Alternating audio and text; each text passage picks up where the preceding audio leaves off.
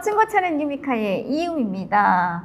제가 오늘부터 저희 탈북 스토리를 시리즈로 정리를 한번 해서 올려보도록 하겠습니다.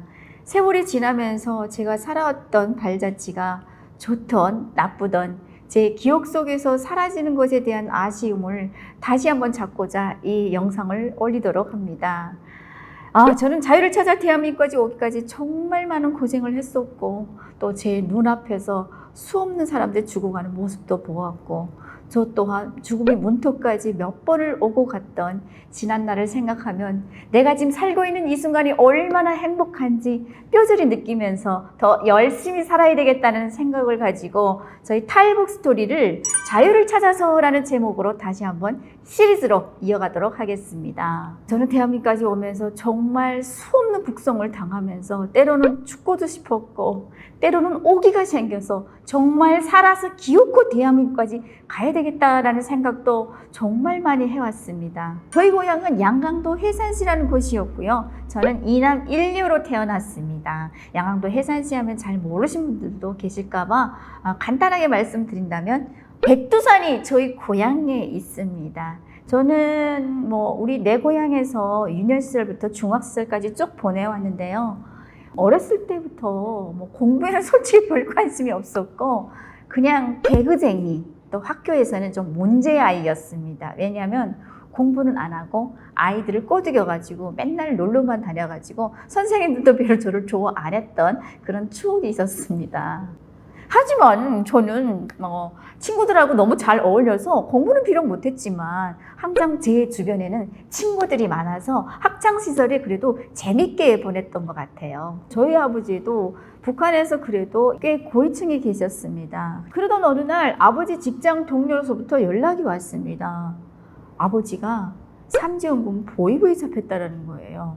아니, 세상 법 없이 살 사람이 저희 아버지였는데 왜 갑자기 보위부에 잡혀갔느냐라고 물어봤더니 김일성 혁명업적 구호나무라는 것이 몽땅 다 불에 타가지고 재갈했다는 거예요.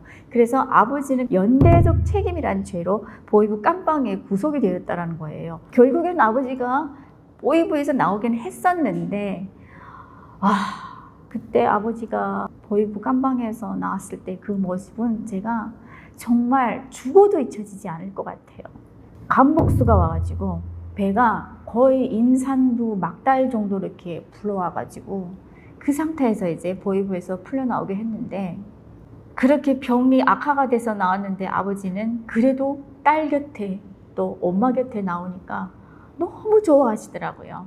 그래서 그때 아버지가 하시는 말씀 중에 저는 지금도 잊혀지지 않는 게, 내가 정말 건강해서 더 오래 살 수만 있다면 너랑 엄마랑 아들들이랑 다 손잡고 한국으로 가고 싶다라는 말씀을 하시더라고요. 저는 정말 깜짝 놀랐어요. 정말 당에만 충실했던 저희 아버지가 갑자기 남조선으로 갈 수만 있으면 가고 싶다라는 그 말에 정말 저는 충격이었습니다. 그러면서 그때 하시는 말씀이, 나는 이제 살면 더 오래 살 것 같지 못하니 너는 꼭 엄마랑 너 동생 오빠들이랑 같이 한국으로 갈 수 있으면 가라 라는 말씀을 하시더라고요. 결국에는 그 아버지 말씀이 마지막으로 하시는 유언이었습니다. 그리고 나서 저희 아버지는 한 달 정도 사시다가 세상을 떠났습니다. 정말 속담 틀린 말이 없다고, 복은 외골수로고 화는 쌍무로 온다고, 정말 엎친 게 덮친 게 정말 그때는 힘들었던 게, 아버지가 돌아가시고 또 집도 추방을 당하고 하루아침에 저희가 살던 집을 뺏긴 거예요. 그리고 삼수 갑산이라는 곳을 추방을 당하게 되었습니다. 그런데 그곳에 갔더니 집이라도 주면서 살라고 했으면 살 뻔도 한데 집도 없이 그냥 바깥에다가 내던지면서 여기서 살라는 거예요. 어떻게 삽니까 거기서. 그래서 더 이상 거기서도 살 수가 없어서 또 저랑 엄마랑 둘이서 또 보따리를 싸들고 다시 해산시로 도망쳐서 또 해산시에 와서 어딘가에 가서 살 곳이 없어서 저희 외삼촌네 집에 의지해서 살게 되었습니다. 그렇게 삼촌네 집에서 살면서 저는 장사를 그래도 해야지 먹고 살지 않겠냐라는 생각에 함흥이라는 곳으로 장사를 나가게 되었습니다. 그런데 북한이라는 곳은 워낙 도로가 너무 취약하다 보니까 아스팔트 도로가 없잖아요. 차가 전복 사고가 일어납니다. 와, 그때 그 차에 운전수랑 조수석에 사람 한 명 있었고 적잠이 한 5명 정도, 저를 포함해서 5명 정도가 앉았는데 한 사람도 안 다쳤는데 저만 그쪽에서 다치게 된 거예요. 근데 그냥 뭐 뼈가 부러진 정도로 다친 게 아니라 그때 그 차 밑에 깔려가지고 제가 하반신 마비가 오게 됩니다. 근데 저는 그때 당시에 하반신 마비가 온 줄을 모르고 병원에까지 의식이 없이 실려갔는데 의사 선생님이 다리를 움직여봐라 했는데 이 머릿속에서는 다리가 수없이 움직이는데 이 다리가 말을 안 듣는 거예요. 그래서 봤더니 선생님이 나보고 하반신 마비 같다라는 진단을 내리시는 거예요. 와, 그때 그 해에는 99년도였어요. 정말 잊혀지지 않는 99년도. 아버지가 돌아가시고 추방을 당하고 저는 교통사고가 나고 이렇게 한 해에 정말 쌍으로 화가 밀려 들어오기 시작하는데 정말 정신을 못 차릴 정도로 정말 힘들었던 해였습니다. 그 당시에 의사 선생님은 하반신 마비라는 진단을 내렸었고 저는 정말 살고 싶지 않았어요. 내 주변에 먹고 죽을 수 있는 약만 있었으면 그때 아마 삼켜버리지 않았을까. 정말 고통은 고통이었지만 앞으로 내가 살아가야 될 그 운명에 대해서 생각을 해보니까 정말 앞이 막막한 거예요. 팔다리가 멀쩡해도 살아가기 힘든 이 세상에서 내가 하반신 마비로 산다는 것이 이게 어떻게 말도 안 되는 현실 속에서 내가 살아야 된다는 것이 정말 너무 고통스러웠습니다.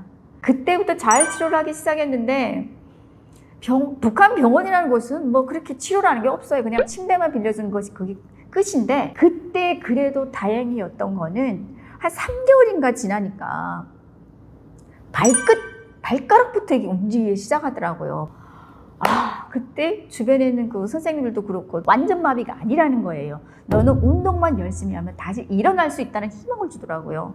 그때 저한테 또 큰 희망이었던 것은 매일 불만 오면 그 라디오, 나만 라디오를 듣는 것이 저희한테 큰 희망이었어요. 그때 당시에 나만 라디오를 정말 많이 들었던 것 같아요.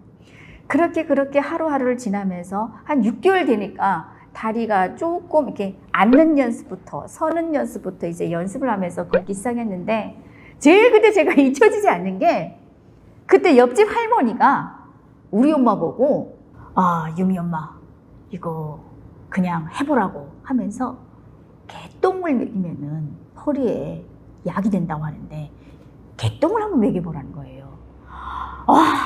근데 우리 엄마가 그 말을 나한테 안 하고 먹였으면 제가 먹었을 뻔 했을 텐데 엄마가 또 진짜 그게 약이 된다는 그 얘기를 듣고 약사였던 우리 엄마마저도 그게 그래도 조금이라도 희망이 돼가지고 그거를 진짜 개똥을 주워다가 다려가지고 먹였는데 와, 지금도 그때 생각하면은 제가 그거를 먹으면은 일어날 수 있다는 그 희망 때문에 코를 막고 그 몇 번이고 마시고 뱉고 마시고 토하고 그렇게 해서 먹었던 기억도 나고요. 또 한 번은 이제 허리가 정말 통증이 너무 심하니까 그 할머니가 여기로 말하면 청양고추에 고추를 이렇게 빻아가지고 파스 대용으로 이제 허리다 붙이라는 거예요. 그 치료 방법을 썼는데 허리에서 그 고추 독 때문에 불 나는 거 마냥 정말 막 너무 아파가지고 막 집안에서 막 누워가지고 팔짝팔짝 뛰던 그런 말도 안 되는 민간요법을 썼던 그런 추억도 있었습니다.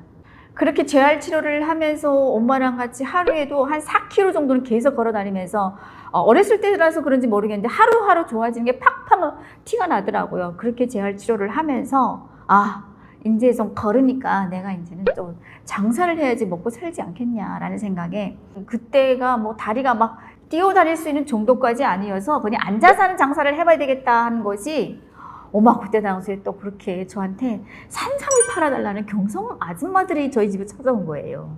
저는 그때 처음 산삼이라는 것을 처음 보긴 했습니다. 근데 그때 당시에 그 아줌마들이 가져온 산삼이 처음에는 불티나게 팔렸어요. 돈도 2배로 이상으로 벌었고. 그래서 저는 재미난 것이 불난다고 또 갖다 달라 했더니 아줌마들 보름 만에 또 갖다 준 거예요. 근데 요게 두 번째는 중국에서 그 산삼을 사갔던 그 아저씨가 온다 사나라고 온다 하시더니 안 오는 거예요. 근데 산삼이라는 것은 우리 대한민국처럼 냉장고가 있어서 보관만 온도 보관만 잘하면은 오래 갖고 있어도 되는데, 북한에서는 봄부터 시작이면은 그 산삼 끄트머리 꽃이 피면은 산삼 효력을 못 본다라는 거예요.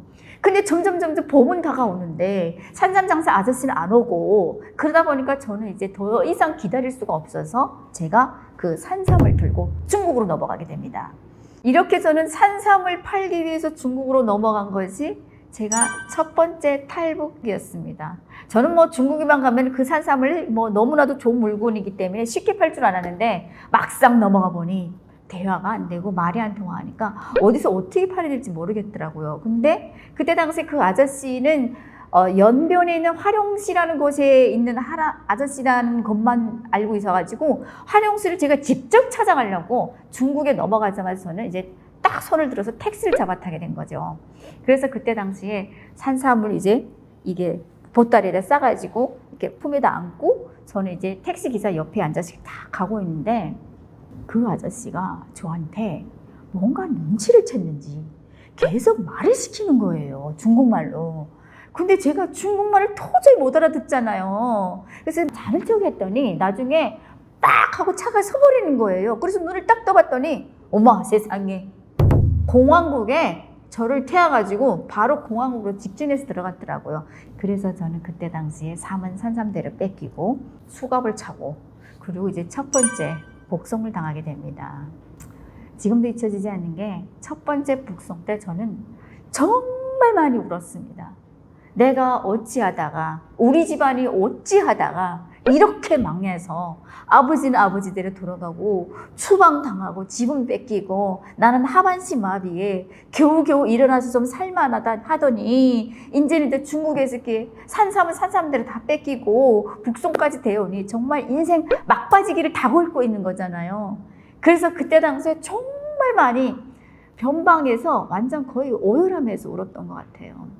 그렇게 다시 북한 보위부로 넘어와서 있는데, 요게 또 북송이라서 또 다 나쁜 건 아니더라고요.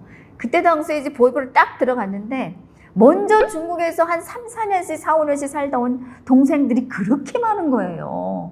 보위부 안에. 그래서 너는 어디서 왔니? 너는 어디서 얼마나 살다 왔니? 이제 잠깐 기호들이 자리를 비울 때 이제 대화를 하면서, 그때 당시에 이제 잊혀지지 않은 게, 감옥 안에 있었던 함흥에서 온 그 동생이 언니는 해산 사람이니까 금방 풀려 나올 것 같으니 나만 풀어주면 내가 언니랑 같이 중국으로 넘어가게 되면은 중국에 넘어가자마자 자기 신랑이 데리러 오니까 언니를 북경에 있는 큰 식당에서 일을 시켜줄 테니 나를 좀 빼내다오 하라고 하는 거예요. 이게 사람이 죽으란 법은 없구나. 또 여기 들어오니까, 감옥 안에 들어오니 또 이런 귀인을 만나는구나 라는 생각을 하고, 내가 먼저 풀려나오고 그 친구를 빼내기 위해서 정말 필사적으로 저는 이제 뇌물도 주면서 결국에는 그 친구를 구출해냈습니다. 또 보위부에서 또 육춘 오빠가 있어서, 보위부, 해산시 보위부는 제가 들어가면 바로바로 나올 수 있어서 그것도 이제 또 육춘 오빠를 통해서 그 친구를 빼내오게 됐는데, 그때 당시에 우리는 나랑 그 함흥에 있는 동생이랑 해산시에 위연에 있는 동생이랑 3명이 작전을 짜기 시작했습니다. 그때 그 동생은 나한테 정말 구세주와 같은 존재였죠. 그렇게 저는 풀려나와가지고 두 동생이랑 같이 시장에서 맛있는 것도 사 먹고, 엄마한테 가가지고 그 동생들이 중국에서 살아왔던 이야기를 들으면서 숨을 질질 흘릴 정도로 그 친구한테서 그 이야기를 들었던 거예요. 중국에 살았던 그 이야기를. 이렇게 저는 그래도 그때 당시에 산삼도 뺏기고 북송도 당하고 죽을 뻔했지만, 또 보위부 감방에서 또 좋은 동생을 만나서 저를 살려주는 구세주와 같은, 정말 은인과 같은 동생을 만나서 두 번째 탈북을 하게 되었습니다. 그래서 그 동생이랑 또 저랑 또 해산시에 있는 같이 감방에 있었던 동생 하나, 3명이서 드디어 압록강을 넘기로 한 날이 다가왔습니다. 그때 당시에 항상 저희 엄마는 제가 중국으로 가겠다라고 하면은 저희 엄마는 반대한 적이 없었습니다.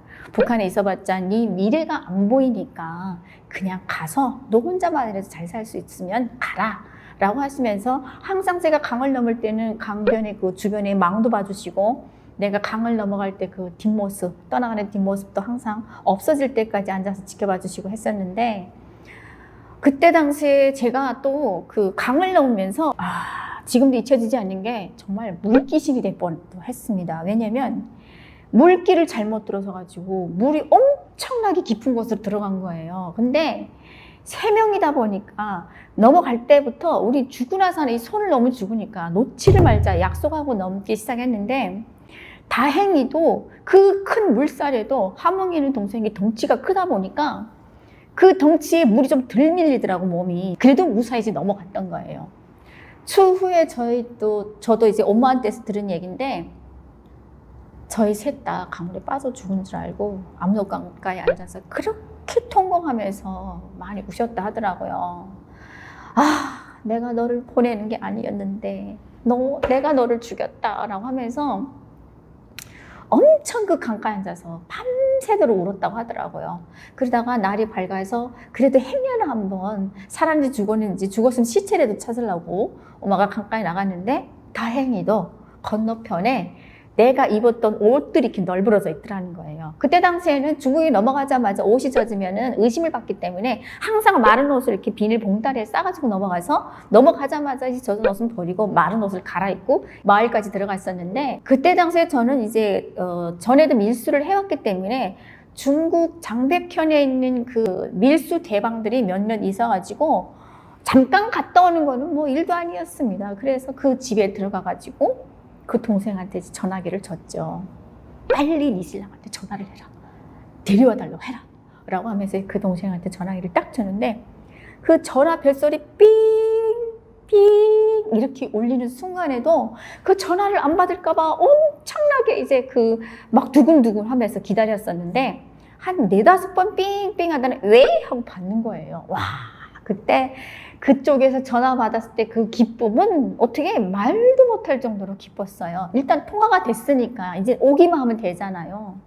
그래서 그때 말도 못 알아들으면서 그 동생의 중국어로 남편이랑 이제 대화를 할 때 무슨 말인지 못 알아들으면서 그 인상이 막 웃으면 같이 옆에 앉아서 웃고, 또 인상이 조금 뭐 이렇게 막 이렇게 해서 슬퍼지면 또 같이 앉아서 무슨 소리를 하지? 왜 그러지? 또 이렇게 막 속상해하고, 그러면서 그 동생이 통화를 한 30분 넘게 했던 것 같아요. 그 얘기를 다 듣고 나서 이제 동생한테 물어봤죠. 신랑이 언제 오겠다니? 라고 물어보니까 내일 당장 온다라는 거예요. 와, 내일이면 드디어 내가 꿈에도 그리던 중국 북경 베이징 대도시 수도에 가가지고 식당 일을 하겠구나. 나는 정말 거기 가면 돈도 많이 벌 거고 또 맛있는 것도 많이 먹을 거고 여기저기 볼거리 구경도 하면서 아무튼 이런저런 생각하면서 혼자 막 꿈에 부풀어가지고 먼저 막 환상을 하고 있었어요. 너무 좋아가지고. 그래서 이제 다음 날을 기다리는데 그날 밤은 왜 그렇게 시간도 안 가는지 그렇게 기다리다가 다음 날 밝아와가지고 한 점심때쯤인가 돼서 그 동생이 언니 나 배 아픈데 화장실 갔다 올래? 라고 하더라고요. 그래서 그래? 라고 했는데, 중국에는 그 시골 마을이라서 집 안에 화장실이 있는 게 아니라 그 집 마당 앞에 바깥에 말 그대로 변소예요. 재래식 화장실이죠. 거기에 이제 화장실이 있어가지고 그 친구가 이제 볼일 보러 나간 거예요. 근데 한 10분 있어도 안 들어오고 15분 정도 있어도 안 들어와가지고 그 옆에 있는 또 같이 일행이었던 동생한테 야 얘가 왜 이렇게 안 들어오지? 네가 한번 나가봐 라고 했더니 그러지 말고 언니 같이 가요 라고 해서 이제 그 동생이랑 같이 변속관을 가서 문을 똑똑 두드렸더니 인기척이 없는 거예요. 엄마 이게 뭐지? 하고 문을 딱 열었는데 와 세상에 진짜 내가 변속관에 아무도 없었어요. 이 동생은 어디로 간다 만다 흔적도 없이 사라지고 와 진짜 내가 막 이게 진짜 꿈인지 현실인지 막 가늠을 못 하겠는 거예요. 순식간에 맞은 뒤통수라 와 나는 이 동생을 빼내기 위해서 이 동생만 있으면 나는 베이징 갈 수 있었고 북경 큰 도시에서 식당 일도 할 수 있었고 진짜 꿈에 부풀어서 이 동생 하나를 살리기 위해서 정말 노력을 했어. 여기까지 왔는데 갑자기 하루아침에 없어지니까 미쳐버리게 된 거예요. 그래서 하면서 그 땅바닥에 앉아서 그렇게 앉아서 울었어요. 네가 어떻게 하면 이럴 수 있냐고 막 이러면서 왜 어디를 혼자 갔냐 막 이러면서 그때 그 억울함과 분통함은 잊혀지지를 않아요. 정말 황당했고 분통했고 억울했고 그 동생이 내가 눈앞에만 나타나면 정말 저 스스로도 어떻게 할지 모를 만큼 정말 내가 분통했거든요. 근데 지금이 와서 생각을 해보면은 그 동생이 먼저 떠난 게 이해는 가요. 왜냐하면 중국 변방에는 북한 여자들을 잡는 초소가 몇 개가 있어요. 근데 거기서 잡히게 되면 저희는 무조건 북송이 되는 거고 같이 움직였던 일행들도 감옥에 잡힐 수 있기 때문에 아마도 와이프 한 사람을 책임질 수 있어도 그 옆에 있는 두 여자를 3명을 총 책임지기에는 아마 어려웠던 것 같아요. 그래서 말도 없이 그냥 와이프만 데리고 사라졌던 것 같아요. 그때는 정말 그 친구가 정말 너무 미웠는데 지금은 뭐 세월이 약인지라 그 친구도 뭐 그리고 싶어서 먼저 떠나고 싶어서 떠난 게 아니고 어쩔 수 없이 먼저 떠났다라는 생각을 하게 돼요. 지금도 어딘가에서 잘 살았으면 좋겠다라는 생각을 하게 됩니다. 아무튼 그렇게 먼저 동생은 없어진 동생이고 중국 장백현 국경 지역에서 더 이상 있을 수가 없어서 그 같이 떠났던 동생이랑 저랑 이제 택시를 타고 안쪽으로 가기 위해서 작전을 합니다. 근데 그때 당시에 저희 엄마는 항상 제가 중국 넘어갈 때는 택시비만큼만은 손에다 쥐어줬어요. 왜냐면 어떻게 될지 모르기 때문에 중국에서. 그래서 돈은 좀 있어야 된다라고 해서 엄마가 챙겨준 돈이 있어가지고 그 돈을 가지고 택시로 타고 연길까지 가기로 마음먹고 택시를 딱 잡아타가지고 출발을 합니다. 출발 때까지는 정말 좋았습니다. 그렇게 딱 출발을 했는데 한 몇 킬로를 가다가 갑자기 북한 여자들을 잡는 이동 초소가 생긴 거예요. 그거를 몰랐어요. 변방대가 딱 차를 세우더니 신분증을 보자는 거예요. 저희는 뭐 중국말도 몰랐고 신분증도 없고 하니까 그 자리에서 바로 또 잡혀서 북송을 당하게 됩니다. 진짜 두 번째 북송 때도 정말 너무 내가 이렇게까지 된 게 너무 억울했었고 먼저 떠나버린 그 함흥 동생도 너무 원망스럽고 정말 팔자 한탄에 그 먼저 떠난 동생의 그 분노에 막 그러면서 막 울고 불고 이랬었는데 뭐 그렇게 해봤자 뭐 의미가 없으니까 이제 북송 당하게 됐는데 그때 당시에 북송을 당해서 제일 잊혀지지 않는 게 지금도 잊혀지지 않는 게 한 아주머니가 돌 좀 지난 아기를 업고 이제 잡혔더라고요. 근데 이제 북한은 보위부의 초입구에 들어가게 되면 무조건 하는 게 있습니다. 알몸 검사를 합니다. 여자 간수가 들어와서 알몸 검사를 하는데 정확히 말하면 간수가 아니고 보위부 소속되어 있는 교환수들이에요. 여자 교환수. 그 교환수들이 들어와서 이제 알몸 검사를 하는데 머리 끝에서 발끝까지 쫙딱 빼기고 시로를 하나 안 걸치고 검사를 합니다. 근데 같은 여자임에도 불구하고 죄인으로서 이제 복구 검사를 마친다는 게 그 당시에는 정말 수치스러웠던 거예요.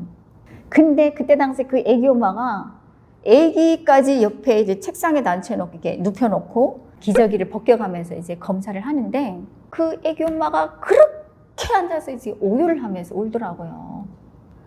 내가 아무리 미친 여자라도 내 딸한테 이렇게까지 못할 짓을 하겠냐. 제발 내 딸만 보지 말아달라고 막 앉아서 그렇게 우는데 정말 자기 이모뻘 되는 그 아주머니한테 그 어린 교환수들이 뺨을 막 치면서 어디서 이렇게 나라의 반역자가 큰 소리를 치냐고 하면서 그렇게 앉아서 막 발로 차고 싸대기 때리고 막 난리 치는 거예요. 그때 그 모습을 보면서 내가 2번 다시는 북송돼서 이런 꼴을 당하지 말아야 되겠다라는 생각이 정말 더 처절하게 느끼게 되더라고요. 또 그 안에서 진짜 사람의 운명이라는 게 또 나의 구세주와 같은 희망과 같은 언니를 만나게 됩니다. 이미 중국에서 5년을 살던 언니였습니다. 그 언니 또한 자기랑 같이 이제 풀려 나오게 되면은 중국만 넘어가게 되면 자기가 안쪽까지 무사히 신랑을 통해서 들어갈 수 있으니 이분이는 자기를 꼭 믿으라고 하는 거예요. 그래서 저는 죽으나 사나 이 언니를 구출하기 위해서 작전을 합니다. 또 그런 말도 있잖아요. 미신 같은 말이지만 3세판, 세 번째는 무조건 성공한다. 이런 또 기대를 가지고 마지막으로 이 언니를 구출하기 위해서 정말 치열한 작전을 했는데 그 치열한 작전 속에는 정말 치열한 연기력이 필요했습니다. 저는 그때 당시 그 언니를 구출하기 위해서 정말 최선의 방법을 선택을 합니다. 그 언니를 위암 환자로 둔갑을 시킵니다. 왜냐하면 그때 당시에는 탈북자들이 너무 많아서 좀 심각하게 아프다라고 하는 사람들은 그래도 그냥 풀어주기도 했었거든요. 먹지도 말고 물만 먹어도 토하는 것처럼 연기를 할 수 있겠냐라고 하니까 언니는 자기 그것만 정말 잘할 수 있다는 거예요. 근데 지금 생각해 놓고 보면은 그 언니는 정말 연기 천재였습니다. 자기가 이렇게 해야지만이 풀려 나온다고 생각해서 그런지 모르겠는데 정말 연기를 잘하는 거예요. 그렇게 있다가 저는 이제 거기서 보름 정도 있다가 이미 먼저 풀려 나왔어요. 나와가지고 보이지돈을 따로 만나서 아직 아는 보이지돈들이 있었으니까 그래가지고 만나서 저 안에 있는 영숙이라는 언니가 중국에서부터 위암 진단을 받았다고 하던데 지금도 그 안에서 그렇게 먹고 토하고 하냐라고 이제 물어봤어요. 그랬더니 그렇게 한대요. 아, 오래 못 산다고 하던데요. 저는 그랬어요. 보이부 안에서도 사람이 죽어나가게 되면은 아예 책임이 없는 건 아니에요. 책임이 일정 부분은 있습니다. 그래서 그 언니가 그 안에서 죽으면 안 되니까 풀려주기로 이제 마음을 먹은 거예요. 풀려주더라도 누군가가 이 사람을 책임진다라는 그런 담보각서가 있어야지 내보낸 경우도 있었기 때문에 우리 엄마를 저는 이제 대동해서 엄마랑 같이 갔던 거예요. 그래서 저는 몰래 숨어있고 엄마가 보이지돈을 만나가지고 언니를 보증하는 각서까지 쓰고 그 언니를 결국엔 풀려나오게 됩니다. 그 언니가 풀려난 날 얼마나 좋던지 우리의 연기력이 먹혀서 결국엔 언니가 풀려나온 거잖아요. 나오자마자 원래는 사실 보름 정도 굶으면은 죽부터 먹어야 되는데 아니에요. 그냥 밥부터 먹겠다는 거예요. 그래서 정신이 없이 먹더라고요. 그리고 나서 자기가 5년 만에 고향 땅이라고 북한에 왔는데 집을 한번 가보고 싶더라는 거예요. 그래서 언니네 집은 또 저 해산에서 후창군이라는 군이라는 곳이었는데 거기 이제 갔다 와서 한 3일 있다가 왔는데 10살 된 딸을 데리고 왔습니다. 근데 그 딸은 즉슨 정말 누가 봐도 북한 아이였던 거예요. 한 몇 달을 아버지도 집을 나가고 없고 엄마는 이미 중국에 5년 정도 넘어왔고 하다 보니까 애가 길거리에서 그냥 방랑생활을 하다 보니까 꽃제비로 자랐던 거예요. 그냥 먹지 못해서 빼짝 말랐고 그냥 씻지를 못해서 까마 짭짭하고 누가 봐도 북한 아이인 거예요. 근데 그 딸을 데리고 같이 넘어가겠다는 거예요. 그래서 저는 언니한테 정말 그때 차마 입이 떨어지지 않았지만은 그래도 얘기를 했습니다. 언니, 사실 이렇게 가면은 조금 몸쓰지 않겠냐. 언니 딸이 누가 봐도 북한 아이인데 차라리 우리가 같이 넘어가서 자리를 잡고 언니 딸을 우리 엄마가 데리고 좀 있다가 다시 연락해서 딸을 데려오면 안 되겠냐라고 하니까 안 된대요. 자기가 5년 동안에 딸을 못 본 것도 너무 가슴 아픈데 이 딸이 몰골을 이렇게 보고 꽃제비를 살아가는 이런 몰골을 보고 내가 어떻게 딸을 그냥 두고 가겠냐. 안 된다라는 거예요. 그래서 뭐 엄마가 딸을 그렇게 데려가고 싶어 하는데 제가 뭐 막을 길이 없잖아요. 그래서 3명이서 결국에는 강을 넘어가기로 결심을 합니다. 그때 당시에는 또 딸이 10살밖에 안 돼가지고 키가 작잖아요. 그러다 보니까 물길을 잘 타야지 이제 빠져 죽지 않기 때문에 그 물길을 타는 거 정말 심사숙고해가지고 저는 3명이서 딸을 중간에 세우고 손목 잡고 이제 무사히 중국까지 넘어가서 중국에 넘어간 다음에 제가 또 이미 거래를 하던 중국집에 대방집에 들어가서 그래가지고 거기서 이제 중국에서 이미 살던 5년 동안 살던 그 언니 신랑한테 전화를 하게 합니다. 아 근데 뭐 중국말로 뭐라고 하는지 엄청나게 큰 소리를 싸우듯이 얘기를 하는 거예요. 결국엔 전화가 끝난 다음에 언니한테 물어봤죠. 언니 신랑이 데리고 온대요? 라고 하니까 그놈의 신랑이 너 보고 알아서 오라고 한다는 거예요. 와 진짜 이건 진짜 아니 그 언니랑 중국 같이 넘어가게 되면은 중국에서 신랑이 데리고 나와서 그 앞전에 그 친구랑 똑같은 얘기인 거예요. 데리고 나와가지고 무사히 안쪽까지 들어간다고 얘기를 했는데 막상 넘어오니까 또 말이 바뀌는 거예요. 그래서 이제는 뭐 어떻게 선택의 여지가 없어서 이제 택시를 타고 안쪽까지 들어가자 이제 마음을 먹고 이제 택시를 잡아 탑니다. 한 20분 정도도 못 타가지고 그 택시기사랑 그 언니랑 엄청나게 싸우는 거예요. 둘이서 중국말로. 근데 저는 뒤에 앉아서 말도 못하고, 왜냐면 저는 말하면 안 되니까 말도 못하고 계속 앉아 있었어요. 결국에는 택시 타고 한 30분 좀 더 넘게 가다가 공안 초소에서 잡히게 됩니다. 갑자기 공안국에서 나와가지고 우리 차를 세우더니 창문을 내리면서 신분증을 보자는 거예요. 오늘 아무것도 없잖아요. 그래서 이제 잡히게 되는데, 와, 그때 당시에 저는 그 언니한테 엄청나게 원망을 했어요. 왜냐면 왜 조용히 가도 모자랄 판에 기사랑 그렇게 싸웠냐. 그렇기 때문에 그 기사가 화가 나가지고 공안한테 신고 아니냐라고 했더니, 그게 아니라 그 기사는 이미 우리 3명이 택시에 탔을 때 우리의 몰골을 보고 북한 여자인 거를 짐작을 하고 공안한테 전화를 걸었다라는 거예요. 그 말을 알아들은 언니는 옆에서 기사랑 싸웠다라는 얘기예요. 차를 세우라고 내리겠다고. 우리는 또 그 언니랑 저랑 딸이랑 3번째 북송을 당하게 됩니다. 근데 그때 당시에 3번째 북송을 당하면서 우리 엄마가 이제 중국 돈 300위안을 준비해 준 게 있었잖아요. 그 돈을 이제 분명히 북한 보위부에 들어가면 다 뺏기는데 이거 어떻게 하지? 저는 이제 어떻게 감춰야 될지 몰라서 이 옷 깃에다가 이제 감춰가지고 바늘에도 꺼맬까 막 이런 생각을 하고 있었는데, 이미 북송 경험을 가진 그 언니는 그렇게 해서는 절대 그 돈을 못 살린다라는 거예요. 저도 뭐 그 정도에서는 못 살린다는 거 이미 북송 경험이 있어서 알기는 있었지만 그래도 행여나를 바라긴 했었는데, 그 언니는 제일 안전한 방법을 택하겠다라고 하면서 나를 달라라는 거예요. 언니가 자기를 돈을 달라는 거예요. 결국에는 그 언니가 그 돈을 지키기 위해서 극단적인 결심을 합니다. 아, 정말 내가 여자로서 사실 이런 얘기를 하는 게 정말 창피하긴 하는데, 그때 당시 그 언니는 그 돈을 살리기 위해서 그 돈을 돌돌돌돌 말아서 여자 몸에 감출 수 있다라는 게 뭐 사실 뭐 특별한 데가 없잖아요. 자국에다 그 돈을 감추게 됩니다. 저는 그때 당시에 그 언니가 그런 방법을 택하는 거 처음 봤었어요. 와, 이렇게도 감출 수 있다라는 거를 처음 보게 됐고, 그 돈 300위안이 뭐길래 이렇게까지 해야 됐냐라는 생각을 하면서 정말 마음 아프기도 하고 정말 분통하기도 하고, 북한 보위부를 생각하면. 아무튼 그래서 그 언니가 그게 최선의 방법이라고 하니까 어쩔 수 없이 저는 따를 수밖에 없었고, 뺏기는 것보다 어떻게든 지키는 게 나으니까, 그래서 그 언니가 그거를 자궁 속에다 감추고 보위부에 들어가서 결국엔 거기다가 또 알몸 검사를 당하게 되는데, 야, 그때 당시에 정말 내가 치가 떨리고 이가 떨리는 게, 가면 갈수록 이 검사의 방법도 치열해지고 악랄해지는 거예요. 그렇게 검사하다가 돈이 안 나오면 진짜 쫄딱 벗기고 알몸 상태에서 앉았다 일어났다, 이게 북한에서는 뽐프라고 하는데 앉았다 일어났다를 한 20개, 50개까지 시킵니다. 그렇게 되게 되면은 이미 그 방법을 알아서 자궁 속에 감추고 난 언니들은 그 자궁 속에서도 그 펌프를 하는 과정에 돈이 떨어지는 경우가 있습니다.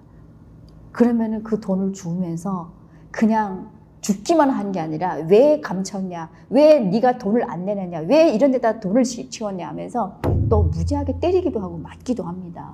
결국에는 그 300위안을 뺏기고 맙니다. 그렇게 정말 목숨 같았던 300위안, 그 언니한테는 그 돈이 정말 큰 돈이었었거든요. 왜냐면 집에 가도 먹을 것도 없었을 정도로 형편이 없었으니까 그 돈도 뺏기고, 저는 이제 언니보다 먼저 풀려나서 언니랑 헤어지게 되는데, 이후에 엄마한테서 들은 얘기인데 그 언니는 보위부에서 또 풀려나와가지고 딸이랑 같이 엄마를 찾아왔더래요. 우리 엄마를. 그래서 인사도 하고 밥도 사드리고, 그리고 이제 며칠 동안 있다가 떠났다라고 하던데, 그 언니의 얘기를 저는 대한민국에서 소식을 또 들었습니다. 2006년에 저보다 먼저 대한민국에 왔다라고 하더라고요. 그런데 저는 아직도 그 언니를 만나지를 못했습니다. 이름도 이영숙입니다. 우리 엄마는 지금도 그 언니를 엄청나게 기다리고 있어요. 왜냐하면 정이 있잖아요. 그래도 그 언니를 살리기 위해서 각서까지 쓰고 언니를 보입에서 빼내왔지. 이후에 또 그 언니가 어머니라고 또 유미 엄마라고 찾아왔을 때 엄마는 또 그래도 뭐 빈손이 안 오고 그 없는 살림에도 뭐라도 챙겨가지고 왔더래요. 그래서 엄마랑 같이 맨날 며칠 동안 엄마랑 같이 이제 생활을 하면서 또 이제 중국으로 넘어갔다라는 얘기를 하던데, 저보다 우리 엄마가 언니를 더 보고 싶어 합니다. 안 맞나 보다. 이제는 더 이상 가지를 말아야 되겠다라는 생각도 했었고, 또 그 전에는 제가 중국으로 넘어가는 거에 대해서는 저희 엄마가 반대한 적이 없었거든요. 이 나라 땅에서 살아봤자 네가 미래가 안 보인다고 하면서 저보다 더 먼저 저희 엄마가 저를 등 떠밀어서 보내셨는데, 그때는 연속 한 달 동안에 3번을 잡혀오다 보니까 엄마도 이제는 저를 말리시더라고요. 이제는 가지 말고 아무래도 너는 계속 가봤자 잡히는 팔자나 보다, 운명이나 보다 라고 하면서, 남들은 안 잡힌데 왜 너는 그렇게 잡혀오냐 라고 하시면서 이제는 마음을 다잡고 열심히 살아보자 라고 얘기를 하시더라고요. 그래서 저도 잠시 잠깐 엄마랑 마음을 다잡고 북한 땅에서 그냥 살아보자 라는 생각도 가지긴 했었는데, 그게 얼마 못 가더라고요. 와, 그 잠깐이지만 중국 땅에서 그렇게 24시간 불 꺼지는 거 본 적도 없고, 또 중국 사람들이 그 먹는 이밥의 고깃국은 정말 싫어서 안 먹더라고요. 그런 모습을 보니까 정말 인간답게 사는 모습들이잖아요. 그런 것들을 보니까 도저히 내가 북한 땅에서는 더 이상 살 생각이 없는 거예요. 그래서 안 되겠다, 엄마. 내가 아무리 생각해봐도 이 정도에 내가 포기할 수는 없다. 나는 기어코 내가 중국 땅으로 넘어갈 것이고, 중국에서 기어코 한국 가는 브로커선을 찾아서 나는 대한민국으로 꼭 갈 것이라는 얘기를 했었어요. 근데 우리 엄마는 그때 당시에 한국이라는 얘기를 하니까 깜짝 놀라시기도 하시더라고요. 그래서 아무튼 그 전에는 보이부에서 만났던 동기들과 같이 서목 잡고 넘어갔지만 다 실패를 해서 제가 다시 북송되어 오다 보니까 이제는 누구에게도 의지를 하지 말고 나 혼자서 한번 중국 땅으로 넘어가서 내가 살 길을 찾아보자 라는 생각을 하고 이제 중국으로 넘게 되었습니다. 그때 당시에 제가 중국을 넘는 거는 어렸을 때부터 저는 강변에서 살았기 때문에 뭐 강 하나 넘는 것쯤은 사실 꿈이었어요. 그래서 강 넘는 건 정말 쉽게 넘어갈 수 있었는데, 문제는 중국 변방 초소를 거쳐 통과하는 게 이게 제일 어려운 문제였거든요. 북한 여성들이 계속 중국 땅으로 인신매매해서 팔려오고 정말 많은 북한 사람들이 넘어오다 보니까 중국 측에서도 골치가 아픈 거예요. 그러다 보니까 변방 지역에 수시로 이제 초소들이 나와가지고 검사를 하는 거예요. 그런데 장백현에 있는 그 중국 사람이 한번, 제가 지난번에 택시를 타고 연변까지 갔었는데 점심시간이니까 차를 안 세우더라 이런 얘기를 하시더라고요. 그래서 아싸, 그러면 점심시간 12시를 이용해서 한번 초소를 통과해 봐야 되겠다라는 생각으로, 그 전에 제가 다 밤을 이용했거든요. 근데 밤에 계속 잡혔잖아요. 그래서 대낮에 한번 움직여 보자라는 생각으로 점심시간을 거의 맞춰서 택시를 타고, 한번 앞자리에 앉았다가 잡혔던 적이 있어가지고 뒷좌석에 앉아서 이제 택시를 타고 출발을 하게 됩니다. 와, 그때 당시 택시까지 앉는 거는 성공을 했었는데 이 초소를 어떻게 통과해야 되나, 이게 정말 이 마음이 초조하고 긴장하고 어떻게 이 표현을 할 수 없을 만큼 정말 긴장했었는데, 택시기사는 제 마음은 아랑곳하지 않고 그냥 열심히 앞만 보고 막 달리기 시작하더라고요. 뒷좌석에 앉아서 눈을 떴다 감았다 하면서 과연 초소가 언제면 나타날까, 그 초소에 대한 그 생각에 심장이 그냥 두근두근 진짜, 야, 어떻게 그때 그 긴장함은 말로 표현할 수가 없어요. 그렇게 가는데 슉 하고 지나가는 게 보니까 만장초소를 지나갔던 거예요. 순식간에 지나가더라고요. 그 순식간에 지나가는 그 초소 때문에 내가 그 앞전에 연속 북송당한 거를 생각하니까 정말 어이가 없는 거예요.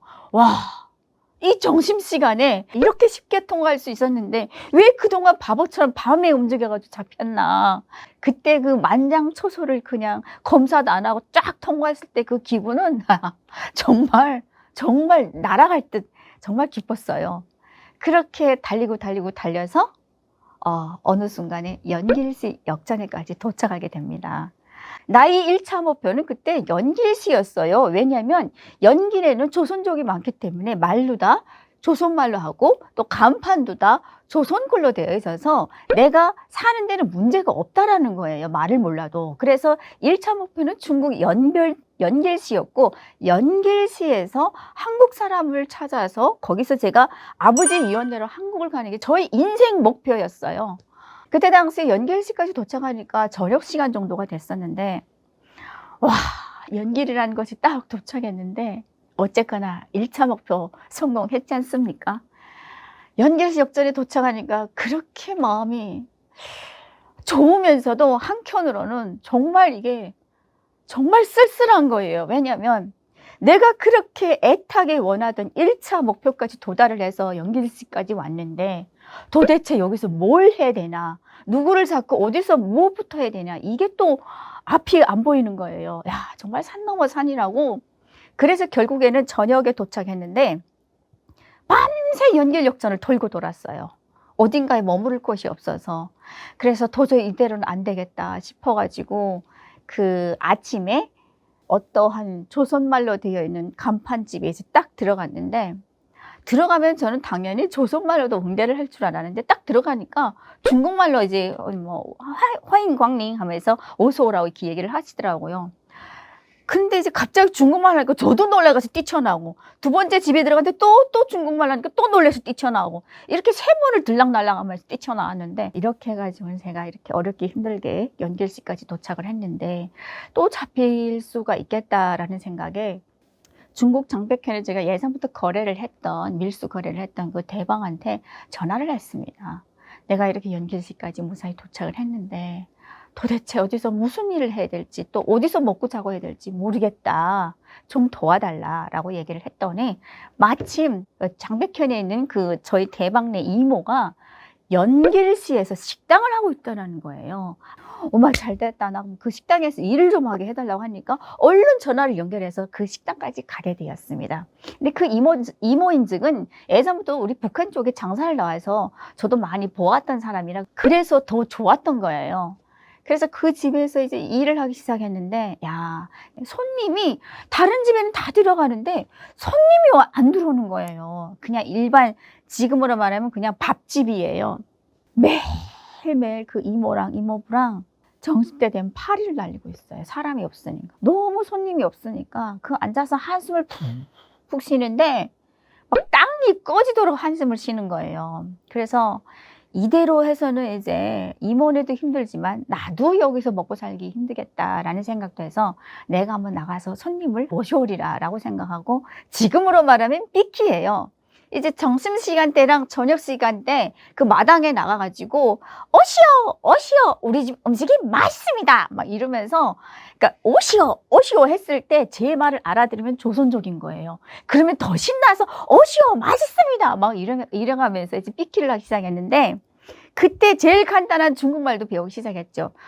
라이 이러더라고요. 오라 하는 거.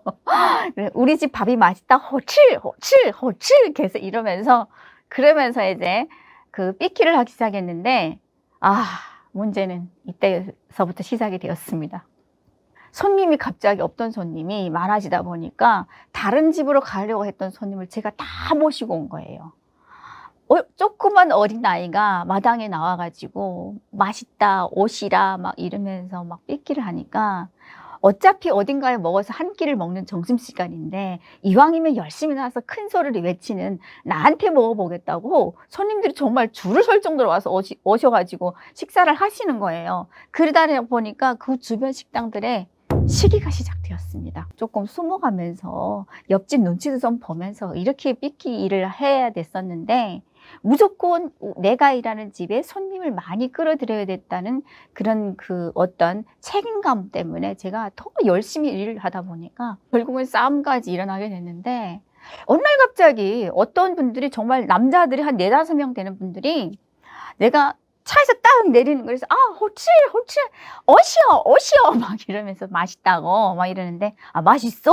라고 하더라고. 예, 맛있습니다 이러면서 이제 그 손님을 모시고 집으로 딱 안내를 해줬는데 내 손을 딱 잡는 거예요. 그러면서 신분증을 보세요. 아차 싶었죠. 경찰이구나. 근데 저는 뭐 신분증이 없잖아요. 그래서 없다. 나는 북한에서 왔다라고 이제 사실대로 얘기를 했죠. 근데 그때 그 신고를 한 사람이 옆에 집 식당 주인이었습니다. 그 주인녀가 자기네 식당 사람들을 다 뺏어간다고 파출소에다 신고를 해가지고 결국은 제가 또 북송을 당하게 됩니다. 이렇게 저는 정말 어렵게 힘들게 들어갔던 연길시에서 삐끼 일을 하면서 결국에는 3개월 만에 북송을 당해서 4번째 북송을 당하게 됩니다. 네 번째 북송을 당했을 때 저는 또다시 감옥 안에서 정말 상상을 초월하는 경험과 정말 많은 북한 여성들을 도문 변방에서 보게 되었고 또 그 안에서 충격적인 이야기들을 많이 듣게 되었습니다. 그래서 저는 정말 북송을 됐습니까? 앞전에. 그런데 고작 3개월을 일하고 또 북송을 당하게 됐으니 정말 억울한 거예요. 그래도 또 마음 한켠으로는 좀 좋았던 게 북송 당했던 김에 또 엄마 보고 싶었던 우리 엄마 얼굴을 볼 수 있다는 것이 또 그런 기대감에 조금 기쁜 마음도 있긴 했었습니다. 아무튼 그때 당시에 연길시에서 잡혀서 도문 변방 구치소라는 곳으로 가게 됐는데 저는 그곳에서 또 정말 깜짝 놀랐던 게 그 도문 변방 구치소가 전문 북한 사람들을 잡아넣기 위한 구치소로 만들어진 거예요. 어마무시하게 크더라고요. 그때 당시에 한 수백 명 정도가 수감되어 있었던 것 같아요. 아니 어쩌면 제 생각에는 1000명도 넘는 인원이 그 안에 수감되어 있었던 것 같아요. 그만큼 그때 당시에는 북한 사람들이 정말 많이 중국으로 넘어왔었고 또 정말 많이 북송당하기도 했었습니다.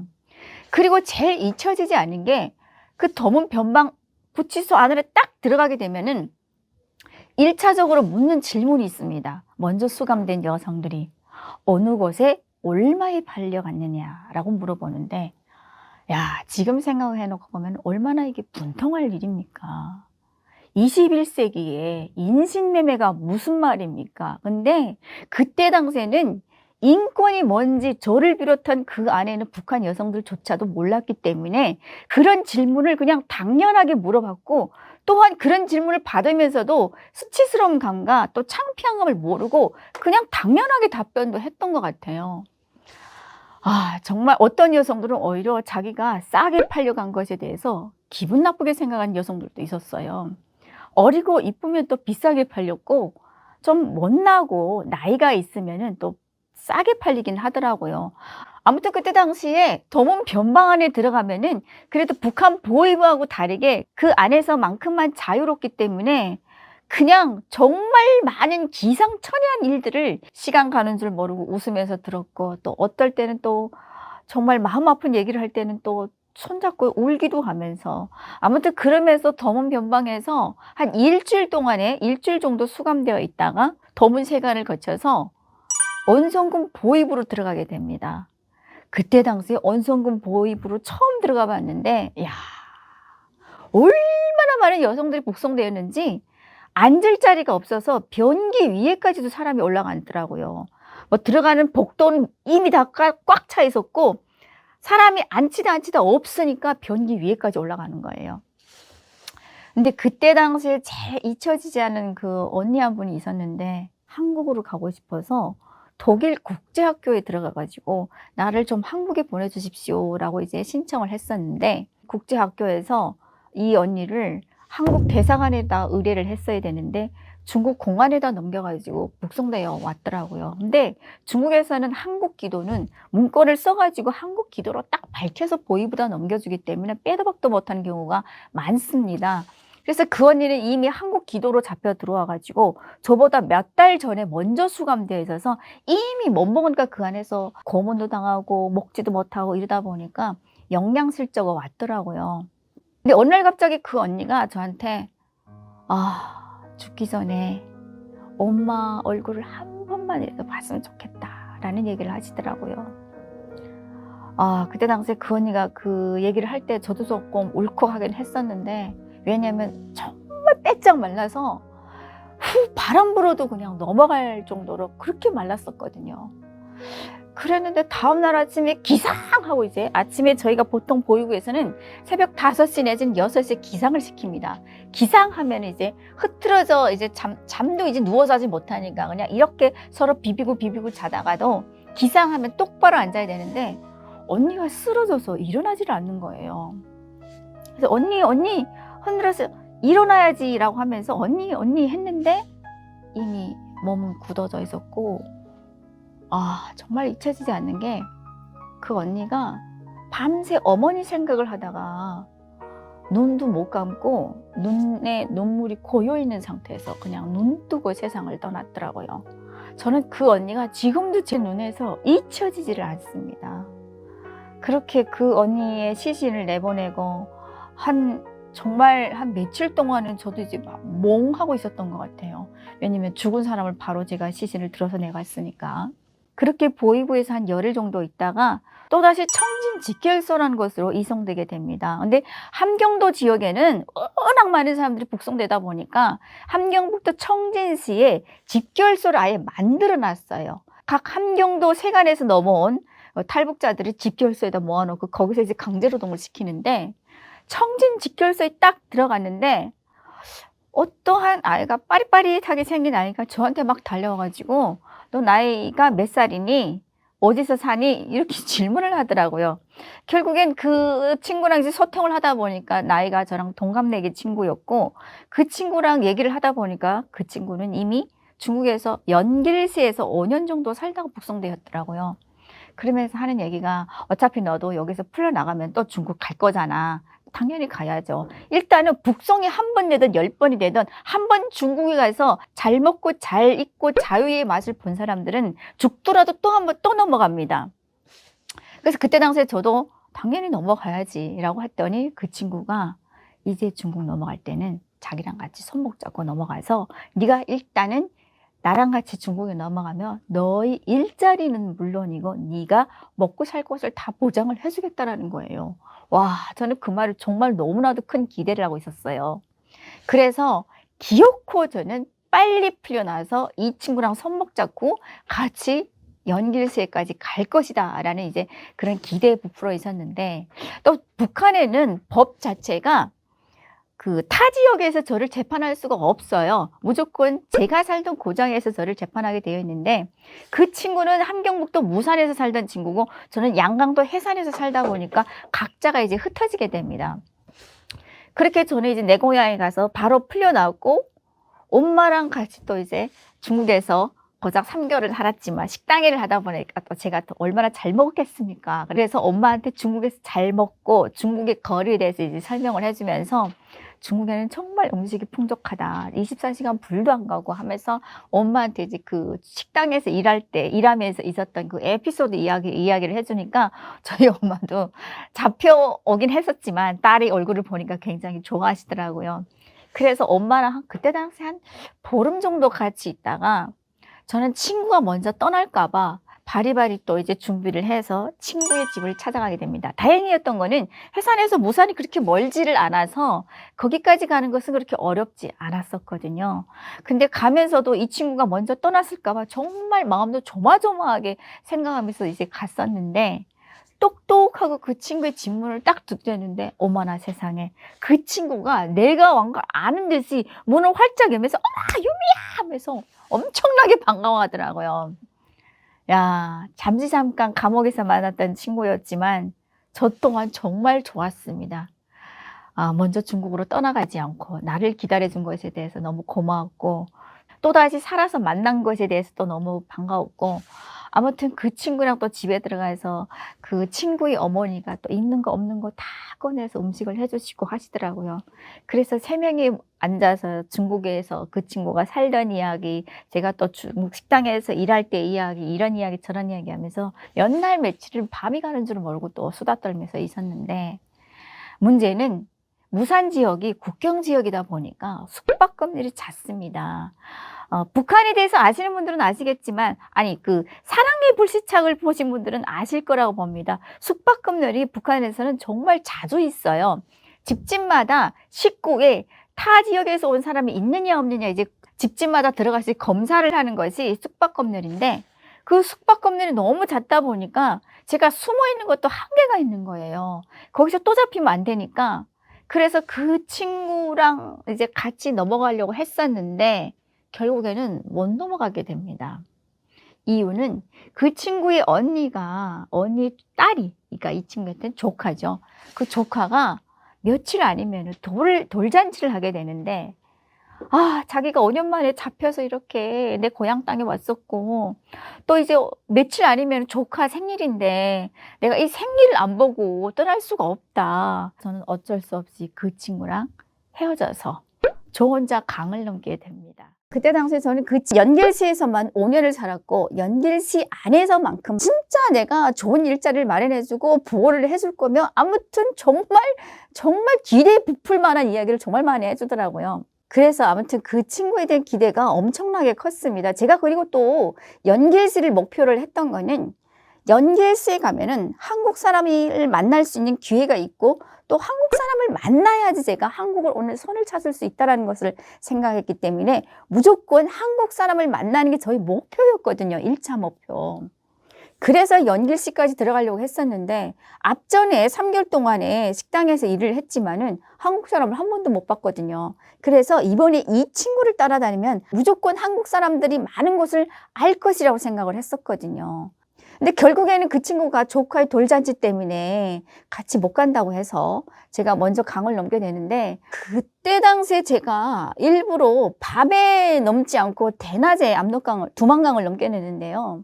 왜 두만강을 대낮에 넘게 되냐면, 그 지역을 제가 잘 모르기 때문에 밤에 잘못 건너다 잡히면은 또다시 잡힐 수 있기 때문에 차라리 다 보이는 낮에 건너자라고 생각해서 12시에 국경 경비대 근무 교대 시간을 이용을 해서 그때 두만강을 넘게 됩니다.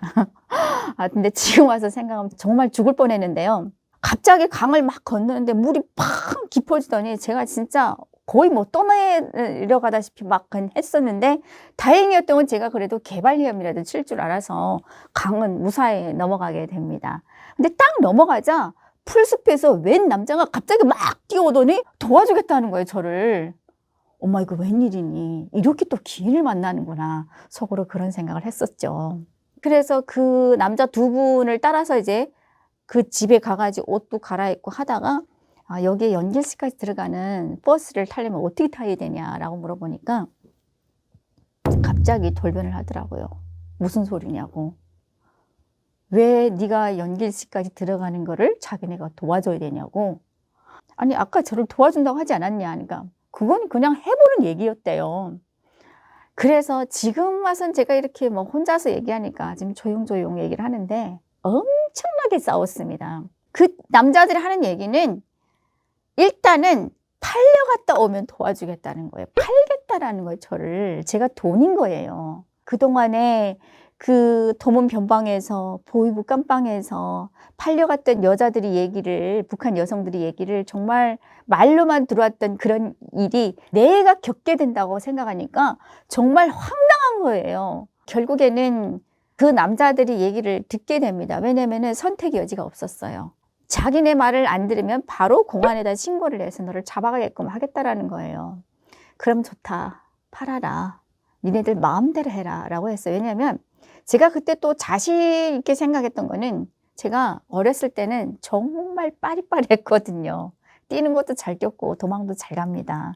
그래서 속으로 내가 단련대에서도 도망쳐 나오는 여잔데 중국 이 넓은 대륙에서 사람 몇 사람 하나 따돌지 못해서 내가 도망을 못 치겠냐 라고 생각하고, 그래 팔아라, 가다가 뛰면 되지 라고 생각을 했었죠. 그렇게 팔아라고 했더니 그 주변에서 뭐 시골에서, 어느 안쪽 시골에서 그 지역에 와서 일하는 한족 남자들을 이제 막 소개를 하더라고. 북한에서 여자가 왔다, 뭐 이러면 어리다, 뭐 지들끼리 뭐 예쁘다 라고 하면서 그러면서 이제 그 선보로, 뭐 쉽게 말해서 좋게 말하면 선이고 안 좋게 말하면은 현실 그대로 얘기하면은 사러 오는 거죠, 저를. 이렇게 막 들어오는데 5번째 남자까지는 저를 싫다고 가더라고요. 쟤는 시골에서 살래가 절대 아니다라고 하면서 다 싫다 하고 나가는데 6번째 남자에게 걸려듭니다.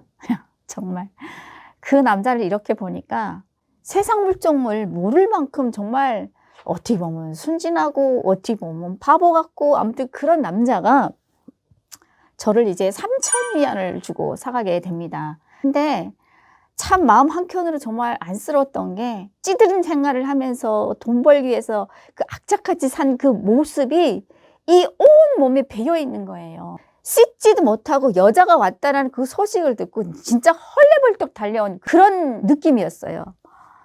아무튼 그래서 그 남자랑 그 남자들 가족 일행이랑 같이 제가 1차적으로 연길시까지 가서 연길시에서 이제 버스를 타고 갈 작전을 하는 것 같았어요. 저희 작전은 이제 연길시부터 이제 도망을 치려고 기회를 보기 시작을 했는데, 와, 제가 생각했던 그런 기회는 1초도 안 주는 거예요. 먹고 싶다고도 해봤다. 화장실도 가고 싶다고 해봤다. 정말 멀미 난다고 토하고 싶다고도 해봤다. 정말 별의별 생쇼를 다 했는데 1초도 기회를 안 주더라고요. 그 누나라는 여자가 있다 보니까 화장실 안에까지 따라 들어오는 거예요. 아, 내가 이 사람들을 정말 만만하게 봤구나. 그때 정말 많이 후회를 했었어요. 근데 후회를 한들 때늦은 후회였고, 일단은 연길시 그 버스역에서 버스를 타라는 거예요. 어머, 버스를 딱 보니까 싼동성이라고 썼더라고요.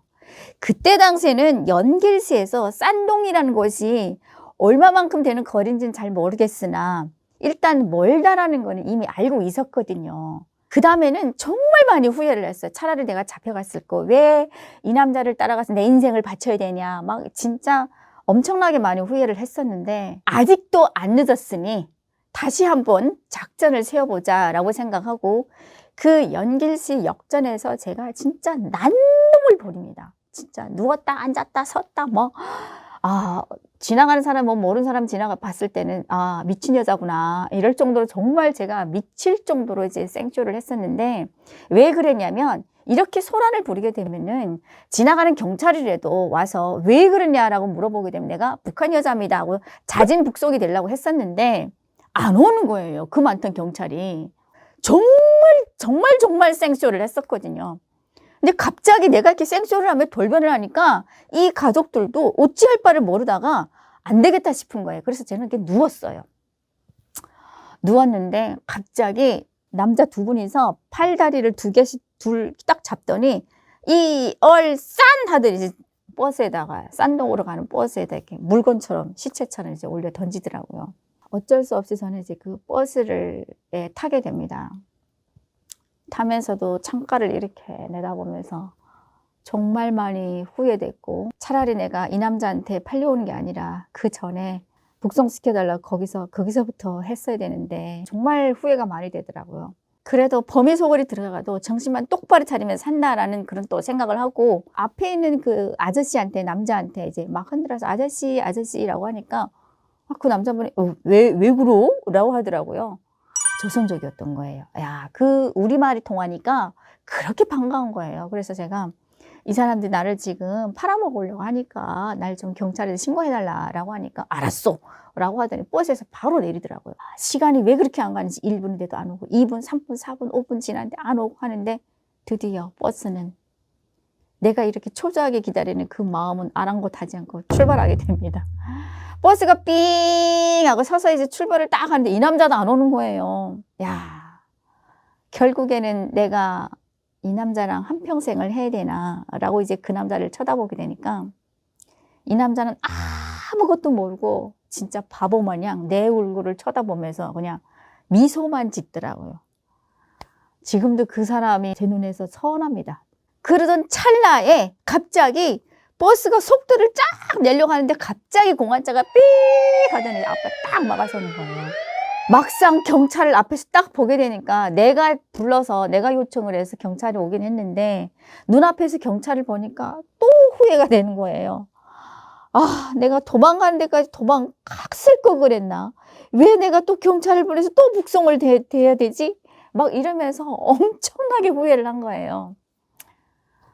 사람 마음이라는 게 참 그때 당시에 걷잡을 수가 없더라고요. 아무튼 그래서 또 경찰차에 또 타서 결국에는 연길시 구치소로 들어가게 됩니다. 그때 당시에는 북한 여성들을 구치소에다 몇 명씩 모아두면은 사람이 차면 이제 변방으로 옮기고 변방에서 원성군 보입으로 이송을 했었는데 북송을 시켰었는데 연길시 구치소에 딱 들어갔을 때 내 손에 돈이 한 푼도 없으니까 아 내가 이제 또 원성 보이부까지 가면 내가 또 어떻게 살아야 되지? 또 막막한 거예요. 왜냐면 그때 당시에는 아무리 뭐 죄인이라 하더라도 그 감방 안에서 돈만 조금 있으면 대우가 달라졌어요.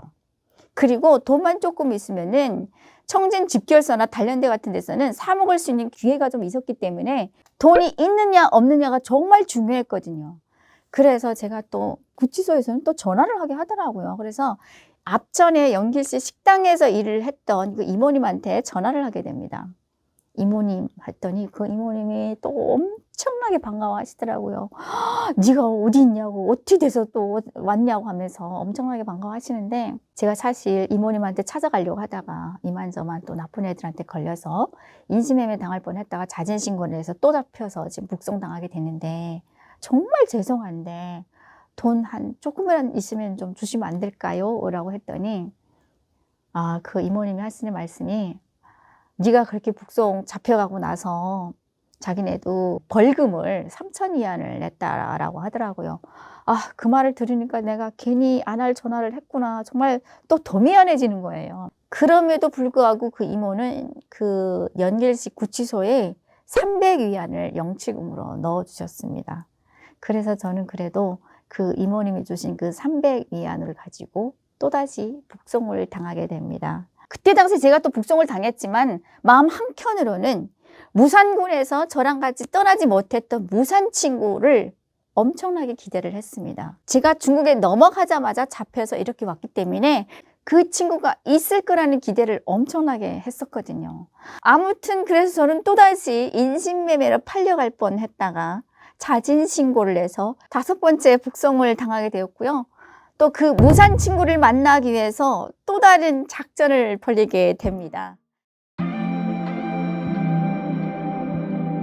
그때 당시 저는 그래도 연길시 감옥 안에서 앞전에 연길시 식당에서 일했던 이모님한테 받은 300위안 중에 200위안을 보안원한테 바치고 풀려나오게 됩니다. 근데 그때 그 당시에는 지금으로부터 근 20년 전이라서 중국 돈 200위안이 그렇게 적은 돈은 아니었습니다. 하지만 그렇다고 해서 200위안을 준다고 해서 다 풀려나오는 그런 시대는 아니었는데 제가 또 진술을 기가 막히게 잘합니다.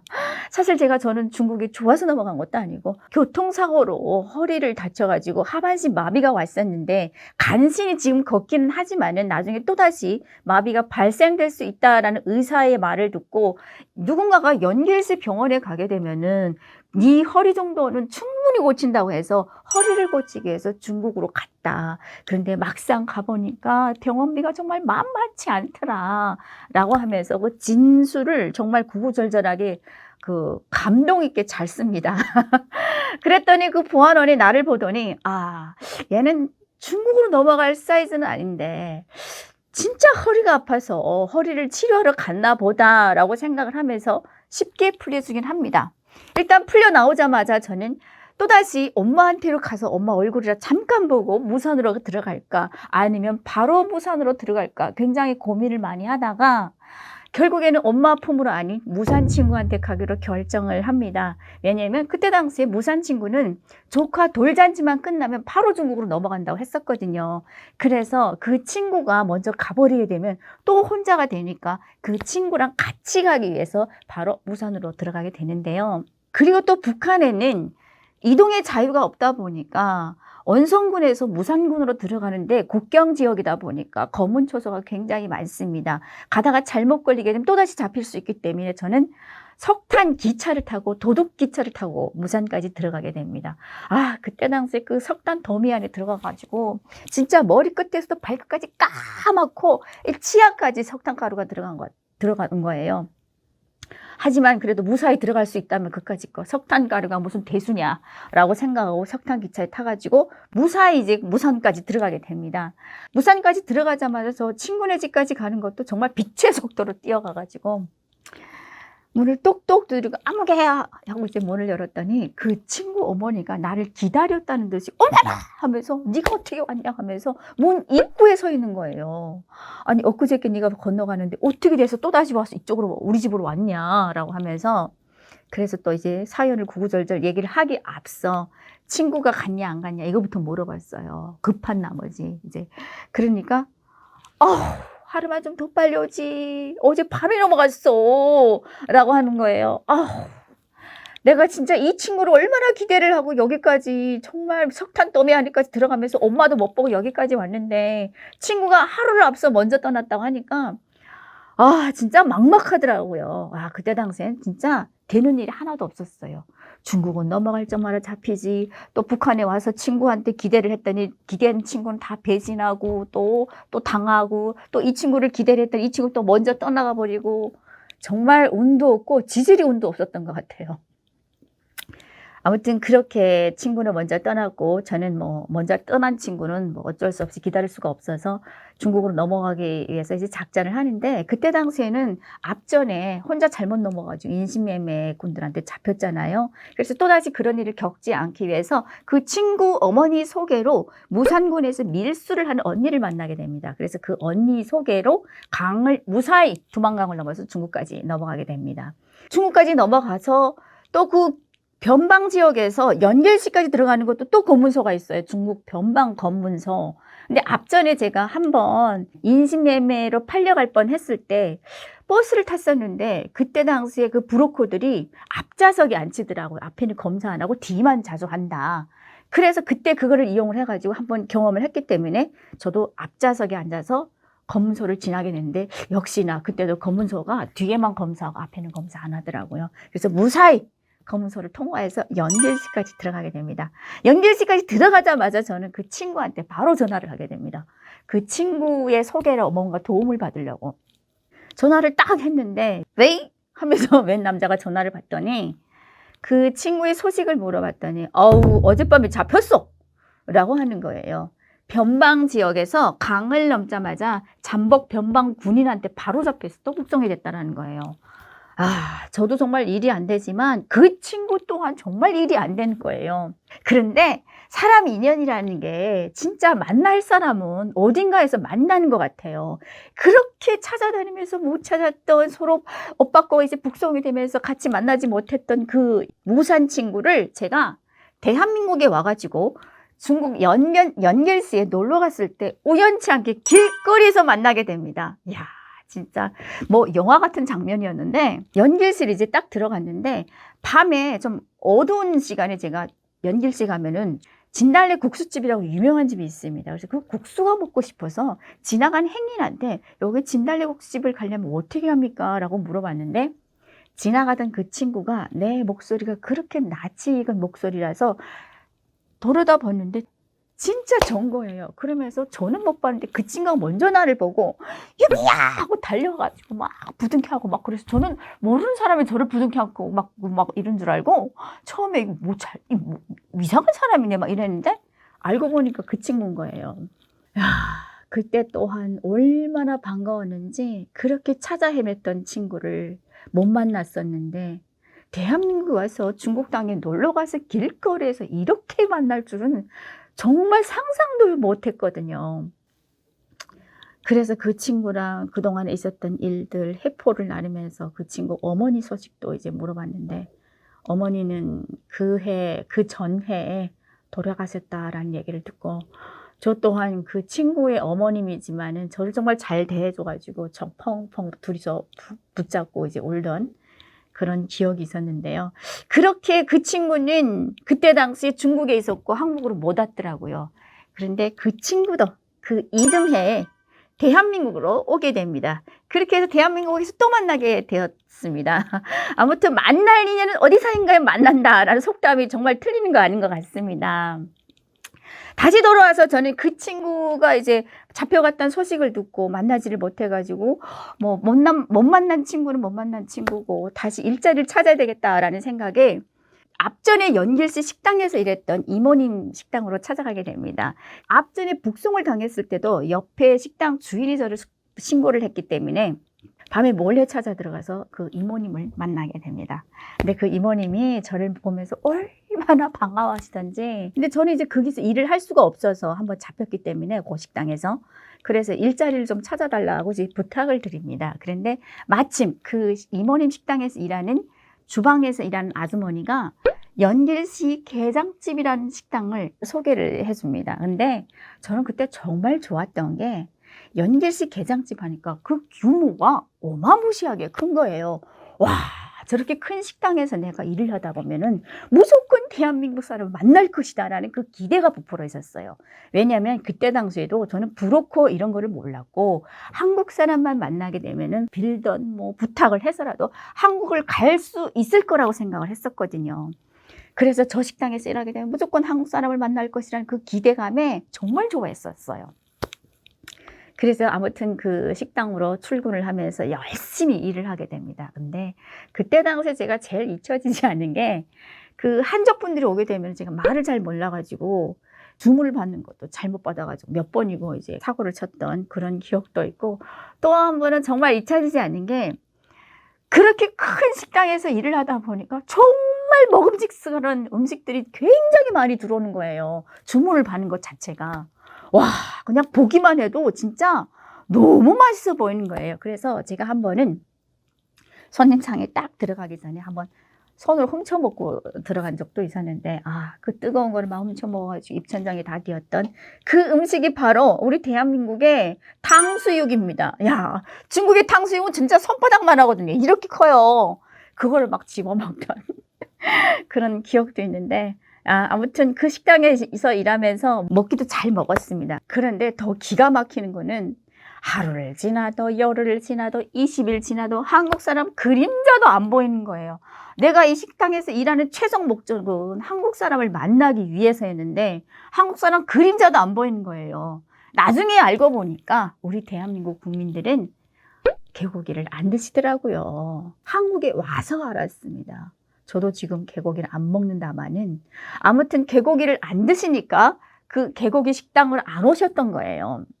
그런 것도 모르고 저는 오늘이 올려나 내일이 올려나 한국말 비슷하게 하는 그 손님들만 들어오게 되면은 막 일부러 찾아 들어가가지고 어디서 봤는지 이런 것도 이제 캠으로 보고 했었는데, 아무튼 그때 정말 손꼽아 기다리던 한국 사람 한 명도 못 봤습니다. 그렇게 저는 한 달을 일하고 첫 월급을 받게 됩니다.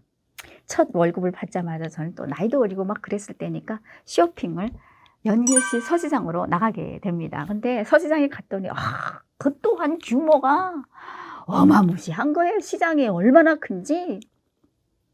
그래서 막 여기 가고 저기 가고 두리번걸면서 시장 구경하고 옷도 사고 막 이러는데 어딘가에서 정말 낯익은 얼굴이 나를 계속 쳐다보는 것 같았어요. 그런데 저도 그 언니를 계속 쳐다보고 있었어요.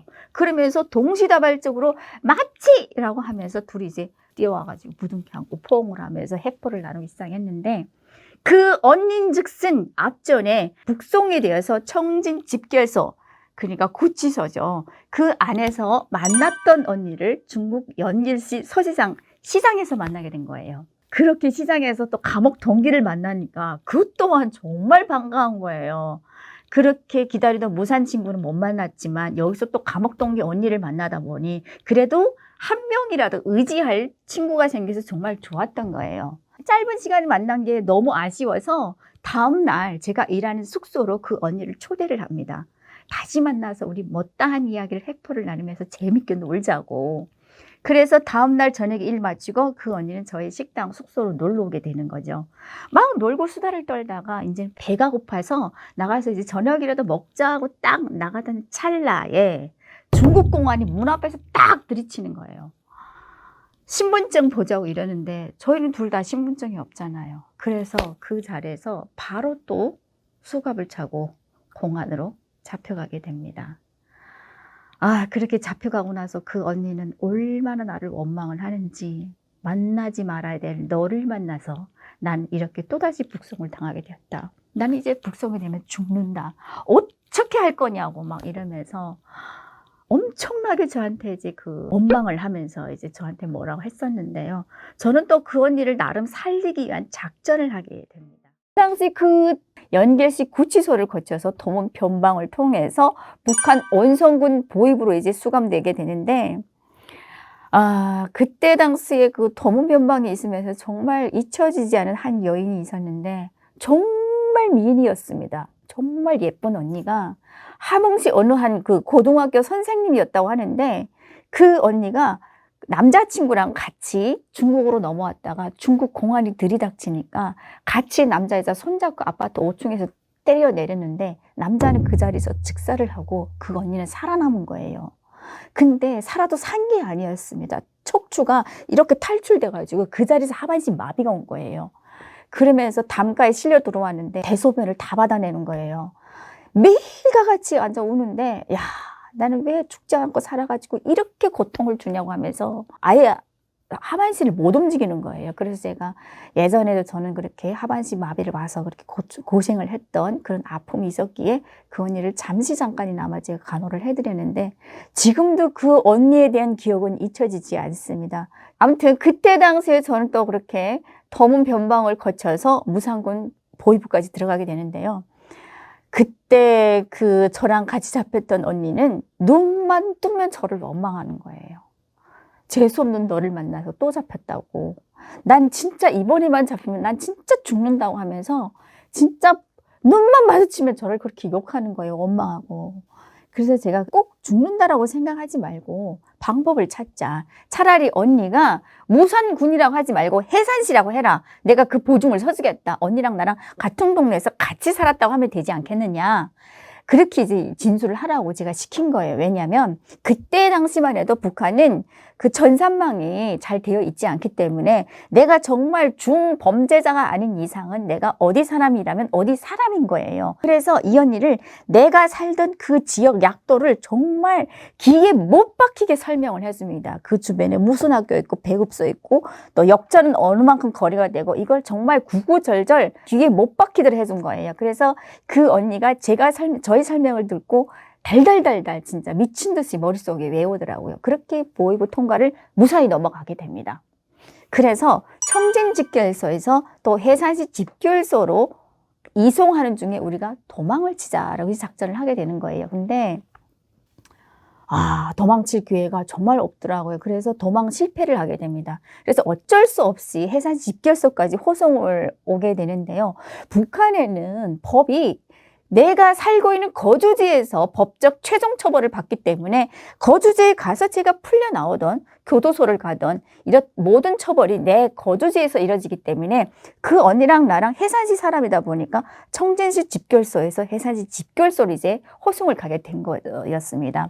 이송하는 도중에 둘이서 도망치려고 작전을 했었는데 그거는 실패를 했었고 또다시 두 번째 도망치기 위한 작전을 했는데요. 지금도 생각해보면 정말 무모한 작전이었습니다.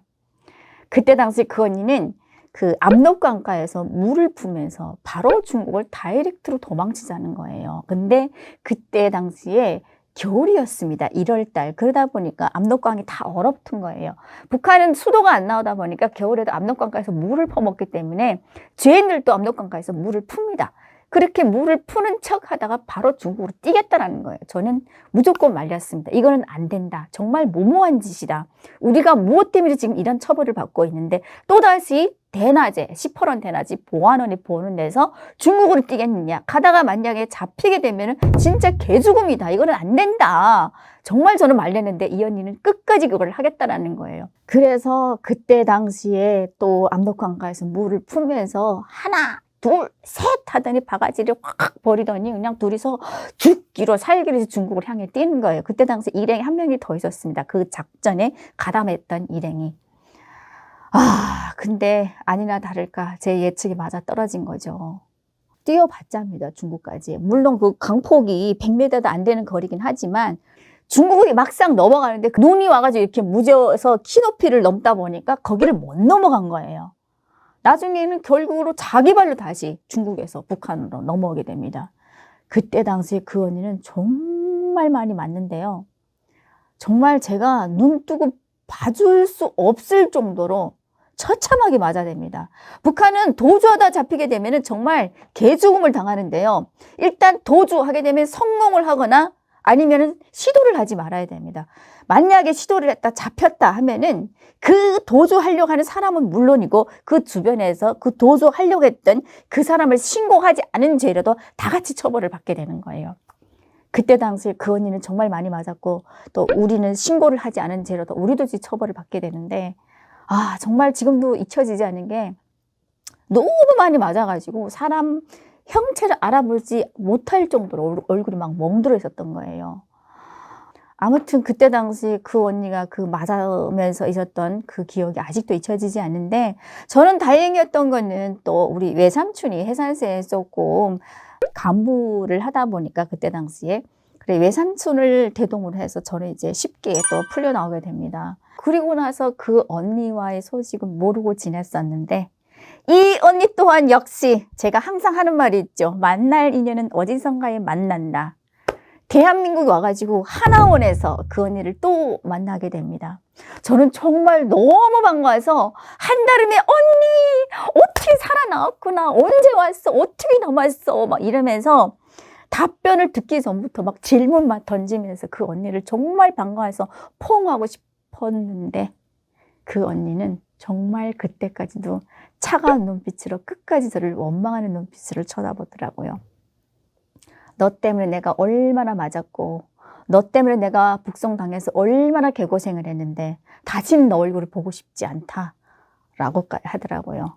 그때 당시에 저는 하나원에서 그 언니를 만났을 때 정말 반가웠었는데, 그 언니의 그 차가운 눈빛과 차가운 그 말 때문에 저 또한 정말 황당했었고, 이렇게까지 해야 되나 싶을 정도로 그 언니가 믿기는 했었습니다. 왜냐면 그래도 살아서 대한민국까지 왔는데 반가워할 만하잖아요. 또 몇 년 시간도 지났고. 근데 그때 당시에 그 상처 때문에 끝까지 저를 이제 원망을 하더라고요. 그때 이후로 저희는 또 하나원에서 헤어지고 그 언니와의 소식은 지금도 모르고 지냅니다. 어딘가에서 행복하게 잘 살았으면 좋겠다라는 생각이 듭니다. 자, 그럼 다시 또 돌아와서 제가 먼저 집결소에서 먼저 구출돼서 나와가지고 저는 이제 엄마의 품으로 가게 되는데요. 우리 엄마는 너는 왜 그렇게 잡혀오냐고 하면서, 너랑 중국은 진짜 안 맞으니까 이제 중국으로 가지 말라고 하면서 처음으로 우리 엄마가 저한테 막 화를 내시는 거예요. 옆집 누구는 가서 몇 년이 되더라 한 번도 안 잡혀 나오는데 너는 왜 그렇게 잡혀 나오냐고 막 이러면서. 근데 우리 엄마 말도 틀린 말은 아니었지 않습니까? 제가 뭐 어느 정도껏 잡혀야지. 저도 정말 많이 잡혀오니까 저도 엄마의 얼굴 보는 게 정말 민망한 거예요. 그래서 내가 진짜 중국이랑 나랑 안 맞나? 난 진짜 한국으로 못 갈 판자인가? 막 이러면서 그냥 집에 눌러 앉아서 엄마랑 같이 살아도 볼까라고 생각을 잠깐 했었는데, 정녕 못 살겠더라고. 왜냐면 정말 불빛이 24시간 삐까번쩍한 중국에서, 먹을 것은 진짜 배불러서 먹기 싫어서 안 먹는 중국에서, 그것보다도 한국 드라마를 보던 그 생각 때문에 더 이상 못 잊겠는 거예요. 그때 당시 제가 중국에서 봤던 한국 드라마가 가을동화였습니다. 야, 그때 그 가을동화는 정말 제가 한평생 잊을 수 없는 정말 추억의 드라마였어요. 그 드라마를 보면서 얼마나 울었는지, 정말 지금도 잊혀지지 않는 드라마였는데, 그 마지막 편을 못 보고 제가 잡혔었거든요. 그래서 난 빨리 건너가서 내가 기어코 가을 동화를 끝까지 보고야 말 것이다 라고 생각하고 엄마를 또 설득하기 시작을 했죠. 엄마, 그러지 말고 이번에는 꼭 성공할 거야 막 이러면서. 근데 우리 엄마가 또 자식이기는 또 품모가 없다고 하지 않습니까? 저희 엄마가 제가 너무 중국으로 가겠다 막 이러니까 나중에는 또 이제 떠나 보내시더라고요. 항상 제가 중국어 넘을 적마다 저희 엄마는 내 등 뒤에서 정말 없어질 때까지 압록강가를 쳐다보면서 딸이 뒷모습을 끝까지 지켜봐 주셨던 우리 엄마였습니다. 이렇게 저는 또 엄마랑 저랑 또 헤어져서 중국으로 또다시 넘어가게 됩니다. 그때 당시에 저는 뭐 강을 넘는 거는 정말 쉬운 일이라서 장백현까지 금방 넘어서 왔는데, 늘 고민거리가 장백현에서 연길시까지 들어가는 변방초소를 벗어나는 것이 저한테는 큰 고민거리였습니다. 근데 앞전에 며칠 전에 장백현에서 있던 사람들이 얘기를 들어보니까 장백현에서 연길시까지 들어가는 버스 제일 위에 북한에서 넘어온 여성 2명을 팔아먹으려고 인신매매로 그 버스 위에다 올려놨다가 그 두 여성이 다 얼어 죽었다라는 거예요. 그로 인해서 변방초소에서 버스면 버스, 택시면 택시, 그 검문이 더 강화가 되었다라는 거예요. 그래서 도대체 어떻게 가야 되지? 어떻게 해서 초소를 통과할까? 정말 고민을 많이 했었는데 장벽현에 있는 아저씨가 얘기를 해 주는 거예요. 그러지 말고 택시를 타고 쭉 가다가 만장초소 있는 그 마을 초입구에서 택시에서 내려서 뒷산을 타고 넘어가서 그 초소를 통과해서 내려봐라 라고 얘기를 하더라고요. 아차, 그런 방법이 있었네 라고 생각하고 저는 택시를 무작정 탑니다. 타가지고 이제 앞전에 앞좌석에 앉아서 잡혔던 경험이 있어서 이번에는 뒷좌석에 앉아서 조용히 두근두근한 마음을 다잡고진 뒷자리에 앉아서 택시를 타고 가는데 드디어 마을이 보이는 거예요. 그래서 아, 여기다 싶어서 저는 그 마을에서 내립니다. 내려가지고 이제 뒷산을 가려고 이제 산 타는 길을 찾으려고 막 헤매는데 앞에서 웬 차가 나를 향해서 오는 거예요. 저 뭐지? 라고 했는데 그 차가 내 앞에 빡 서더니 변방 군인이 4명이 다다닥 동시에 내리더니 나보고 중국말로 뭐라고 하는 거예요. 근데 저는 중국말도 모르고 신분증도 없고 아무것도 없었잖아요. 바로 그 자리에서 저는 산길을 타기 초입구에서 저는 열행돼서 또다시 잡혀가게 됩니다. 아, 그때 당시에는 왜 그렇게 일도 안 됐는지 정말 제가 움직였다 하면 잡히는 거예요. 그래서 만장초소를 딱 잡혀 들어가는데 제일 잊혀지지 않는 게 그때 당시에 닭발을 먹으라고 주는데 저는 닭발을 북한에서부터 먹어본 적이 없어서 못 먹는 건 줄 알았는데 닭발을 먹으라는 거예요. 그래서 거기서 제가 엄청나게 싸웁니다. 닭발을 막 던지면서. 그래도 제가 아무리 잡혔어도 자존심 하나는 지키고 싶어서 니네들이 다 먹다 나머지 닭발을 못 먹는 닭발을 나한테 주냐 하면서 그거를 막 그 깜빵 복도에다 막 뿌리면서 그렇게 싸웠던 그런 기억도 있는데 그렇게 만장초소에서 이틀가량 수감되어 있다가 장백현 변방대로 또다시 이송되게 됩니다. 근데 변방대 안에서 정말 예쁜 언니를 또 만나게 되는데요. 아, 그때 당시에 그 언니는 고향이 평양이었습니다. 평양 언니를 만나게 되는데 그 언니가 들어오자마자 각혈을 하는 거예요. 피를 토하는 거예요. 근데 그렇게 심하게 토하지는 않고 조금씩 토하더라고요. 아, 왜 그러냐고 물어봤더니 자기가 결핵이라는 거예요. 아, 그러면 이대로라면 언니 북한 보위부에 가면 얼마 못 살 수도 있어. 그래서 내가 시킨 대로 해. 그때 당시엔 내가 누구한테 뭘 하라고 뭘 하라 시킨 거는 정말 엄청나게 많았습니다. 그래서 그 언니한테 내가 양강도 보위부에 가면 그래도 아는 사람들이 있어서 얘기는 잘 해줄 테니까 그래서 언니가 장백현에 넘어온 이유도 결핵을 고치기 위해서 넘어왔다라고 진술을 잘 해라 라고 했더니 그 언니가 귀인을 만나서 너무 고맙다고 하면서 자기는 정말 걱정했다고 라고 하면서 저한테 정말 은인이라고 하면서 막 그러더라고요. 아니나 다를까 그 언니는 북한 보위부에서 제가 가르쳐준 대로 진술을 잘 해서 거기서 3일 만에 풀려나오게 됩니다. 그리고 그 언니가 먼저 나가고 나서 저 또한 또 양강도 하면 제가 또 나와버리라 해서 저희 친척들도 많고 해서 저도 이제 금방 풀려나오게 됐는데 나오자마자 저는 또다시 이제 중국으로 넘어가게 됩니다. 그때는 막 오기가 생기더라고요. 너무 잡히니까 이번에는 성공이다. 이번에는 성공이다. 계속 성공이다. 성공이다 하면서 그렇게 오기가 생겨서 또다시 중국으로 넘어갔었는데 넘어가자마자 저는 그 앞전에 만장초소 초입구에서 잡히면서 그 산길을 기억했던 그 길을 알고 있었기 때문에 이번에는 무조건 성공한다 생각하고 택시를 잡아 타려고 장백현 그 시장 근처로 딱 가는데 어머 세상에 또 거기서 평양 언니를 만나게 되는 거예요. 야, 진짜 이거는 영화 같은 이야기인데 그 평양 언니 또 역시 저를 보고 그렇게 반가워하는 거예요. 엄마 세상에 언니 피를 토하고 그러더니 어떻게 왔냐고 장백현까지. 우리는 뭐 늘 국경에 살다 보니까 강 넘는 건 꿈이었는데 언니는 어떻게 넘어왔냐고 막 이러니까 오라고 길거리에서 이렇게 시끄럽게 놀지 말고 우리 집으로 가자고 하면서 언니가 자기 집으로 데려가는 거예요. 그래서 또 집에 들어가서 그 언니랑 또 그동안 있었던 그 해포를 나누면서 막 수다를 떨며 있었는데 근데 너는 도대체 어디를 가려고 자꾸 중국 넘어오냐라고 물어보더라고요. 그래서 그때 당시에는 뭐 누구를 믿을 사람이 없어서 한국 얘기는 안 했다마는 저희 최종 목표는 한국이었는데 한국 얘기는 안 하고 저는 연결시에 들어가서 일을 해서 돈을 벌고 싶어서 그런다라고 했더니 그 언니가 그래? 나 그럼 연결시까지 너 데려다 줄게. 걱정하지 마 라고 하는 거예요. 엄마 웬일이니? 이게 또 이런 운이 있구나 라고 생각하고 언니 고마워 하면서 엄청나게 그 언니한테 고맙다고 했는데 그거는 그 언니에게는 잠깐 그냥 저를 안심시키기 위한 립서비스였습니다. 자고 일어나서 다음날 돼가지고 그 언니는 야 유미야 그러지 말고 연결실까지 들어가는 건 내가 안전하게 데려다 줄 수 있는데 그러지 말고 그냥 네가 한번 팔려갔다 와라. 그러면 내가 네가 일할 자리는 내가 충분히 연결이면 연결, 식량이면 식량 다 해줄게 라고 하는 거예요. 그래서 내가 언니 지금 무슨 소리를 하냐고. 언니 내가 각혈을 포함해서 보이브에서 그랬을 때 내가 얼마나 언니에 대해서 잘 얘기해줘서 언니가 나 때문에 풀려나왔는데 이제 와서 무슨 소리를 하냐 라고 했더니 그 언니는 한 번만 풀려갔다 오래요. 그러면 도와주겠다고.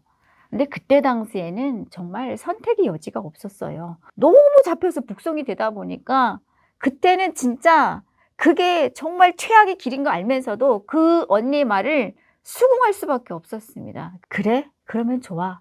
날 팔아. 대신에 판 다음에 내가 도망쳐 나올 수 있게끔 언니가 도와줘야 돼. 아, 그건 도와줄 수 있다라는 거예요. 그래서 또 언니랑 저랑 그 언니 신랑이랑 알고 보니까 그 언니의 신랑이 전문 인신매매를 하는 인신매매꾼이었더라고요. 또 그 운전기사 한 명이랑 더해서 4명이 차를 타고 갑니다. 어디를 가는지 저는 알 수가 없었어요. 제가 기억하기에는 근 20시간 정도 가는 것 같았는데 그 남자 2분에서 이렇게 바꿔가면서 교대를 하면서 운전을 하더라고요. 뒷좌석에는 언니, 평양 언니랑 저랑 같이 앉았고 그렇게 해가지고 한 20시간 정도 갔던 것 같아요. 막 가는데 어느 한 시골 마을로 도착하게 됩니다. 그래서 그 시골 마을에 딱 들어가서 보니까 거기에 또 브로커가 또 있더라고요. 그러니까 이 언니는 그쪽 시골에서 사는 그 브로커한테 저를 또 팔아먹고 그 시골에 사는 브로커가 저를 남자한테 팔아먹는 거예요. 그래서 그 시골에는 브로커한테 딱 갔더니 엄청나게 좋아하는 거예요. 저보고 나이도 어리고 뭐 예쁘고 이러면서 좋아하더라고요. 근데 정말 저는 어딜 가나 악연도 많았고 귀인도 많았습니다. 그 안쪽에서 또 그 브로커 하는 언니가 북한 언니였어요. 그 언니 역시 거기까지 팔려갔는데 남편이 브로커 일을 하고 있었던 거예요. 그렇게 해가지고 저는 그 평양 언니는 저를 팔고 다시 장백현으로 돌아갔었고 저는 이제 중간 브로커 언니한테 이제 팔려가게 되는데 그 언니한테 가서 저는 이제 하소연을 하게 됩니다. 사실 나는 저 언니가 도와주겠다 해서 왔는데 결국 나를 팔아먹었다. 나는 시집가고 싶은 생각은 조금도 없다. 나는 언니가 나를 팔아먹더라도 나는 또 도망을 갈 거다. 어찌하다 보니까 마음속 얘기를 하게 된 거예요. 그러다 보니까 그 언니가 그러지 말아라, 유미야. 내가 우리 신랑 모르게 너를 도망칠 수 있게끔 도와줄 테니까 도망가라. 그래서 네가 할 길을 가라고 하는 거예요. 그러면서 그때 당시 그 언니가 저한테 조금 용돈을 챙겨서 주더라고요. 그래서 그 언니의 도움으로 저는 무사히 도망쳐 나와가지고 천진시로 들어가게 됩니다.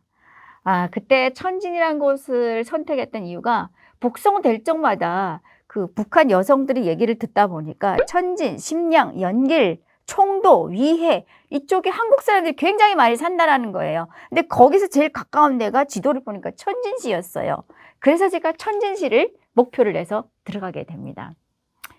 아, 천진시라는 곳으로 처음 와봤는데 같은 북한 땅에서도 외지를 가게 되면 정말 생소하잖아요. 근데 이거는 중국 땅에서 처음 그 말로만 들어보던 천진시라는 곳을 가니까 간판도 다 중국어로 되어 있고 말도 다 중국말이고 정말 모든 것이 다 생소한 거예요. 그래서 저는 거기서 또다시 일자리를 찾기 위해서 이제 그 한국 사람들이 많이 사는 그쪽 마을로다가 물어보고 이제 들어가게 됩니다. 그쪽 지역으로다가.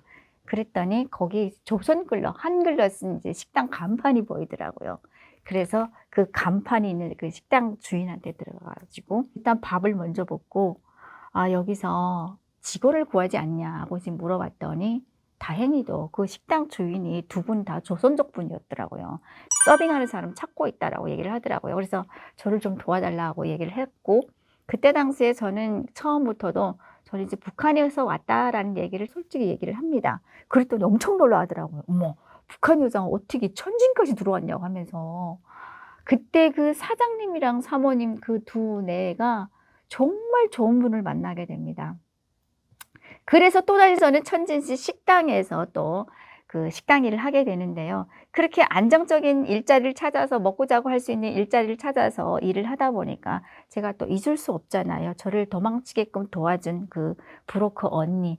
그 언니한테 바로 전화를 했거든요. 그랬더니 그 언니가 전화를 받는 게 아니라 그 언니 남편이 전화를 받더라고요. 그래서 언니를 좀 바꿔달라 했더니 바꿔달라고 하기 전에 저를 엄청나게 욕하는 거예요. 도망갔다고.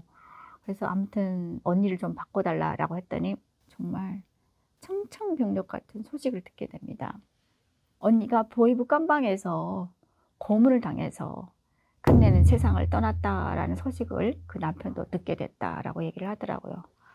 아, 진짜 그 언니의 그 죽었다라는 얘기를 듣고 세상을 떠났다라는 얘기를 듣고 저 또한 정말 안타까웠습니다. 아, 그렇게 언니의 소식을 또 듣고 전 또 거기서 계속 일을 하면서 한국 사람을 만나기 위해서 식당 일을 열심히 하고 있었는데요. 그 식당에서 손님으로 찾아온 어떠한 남자한테 고백을 받게 됩니다.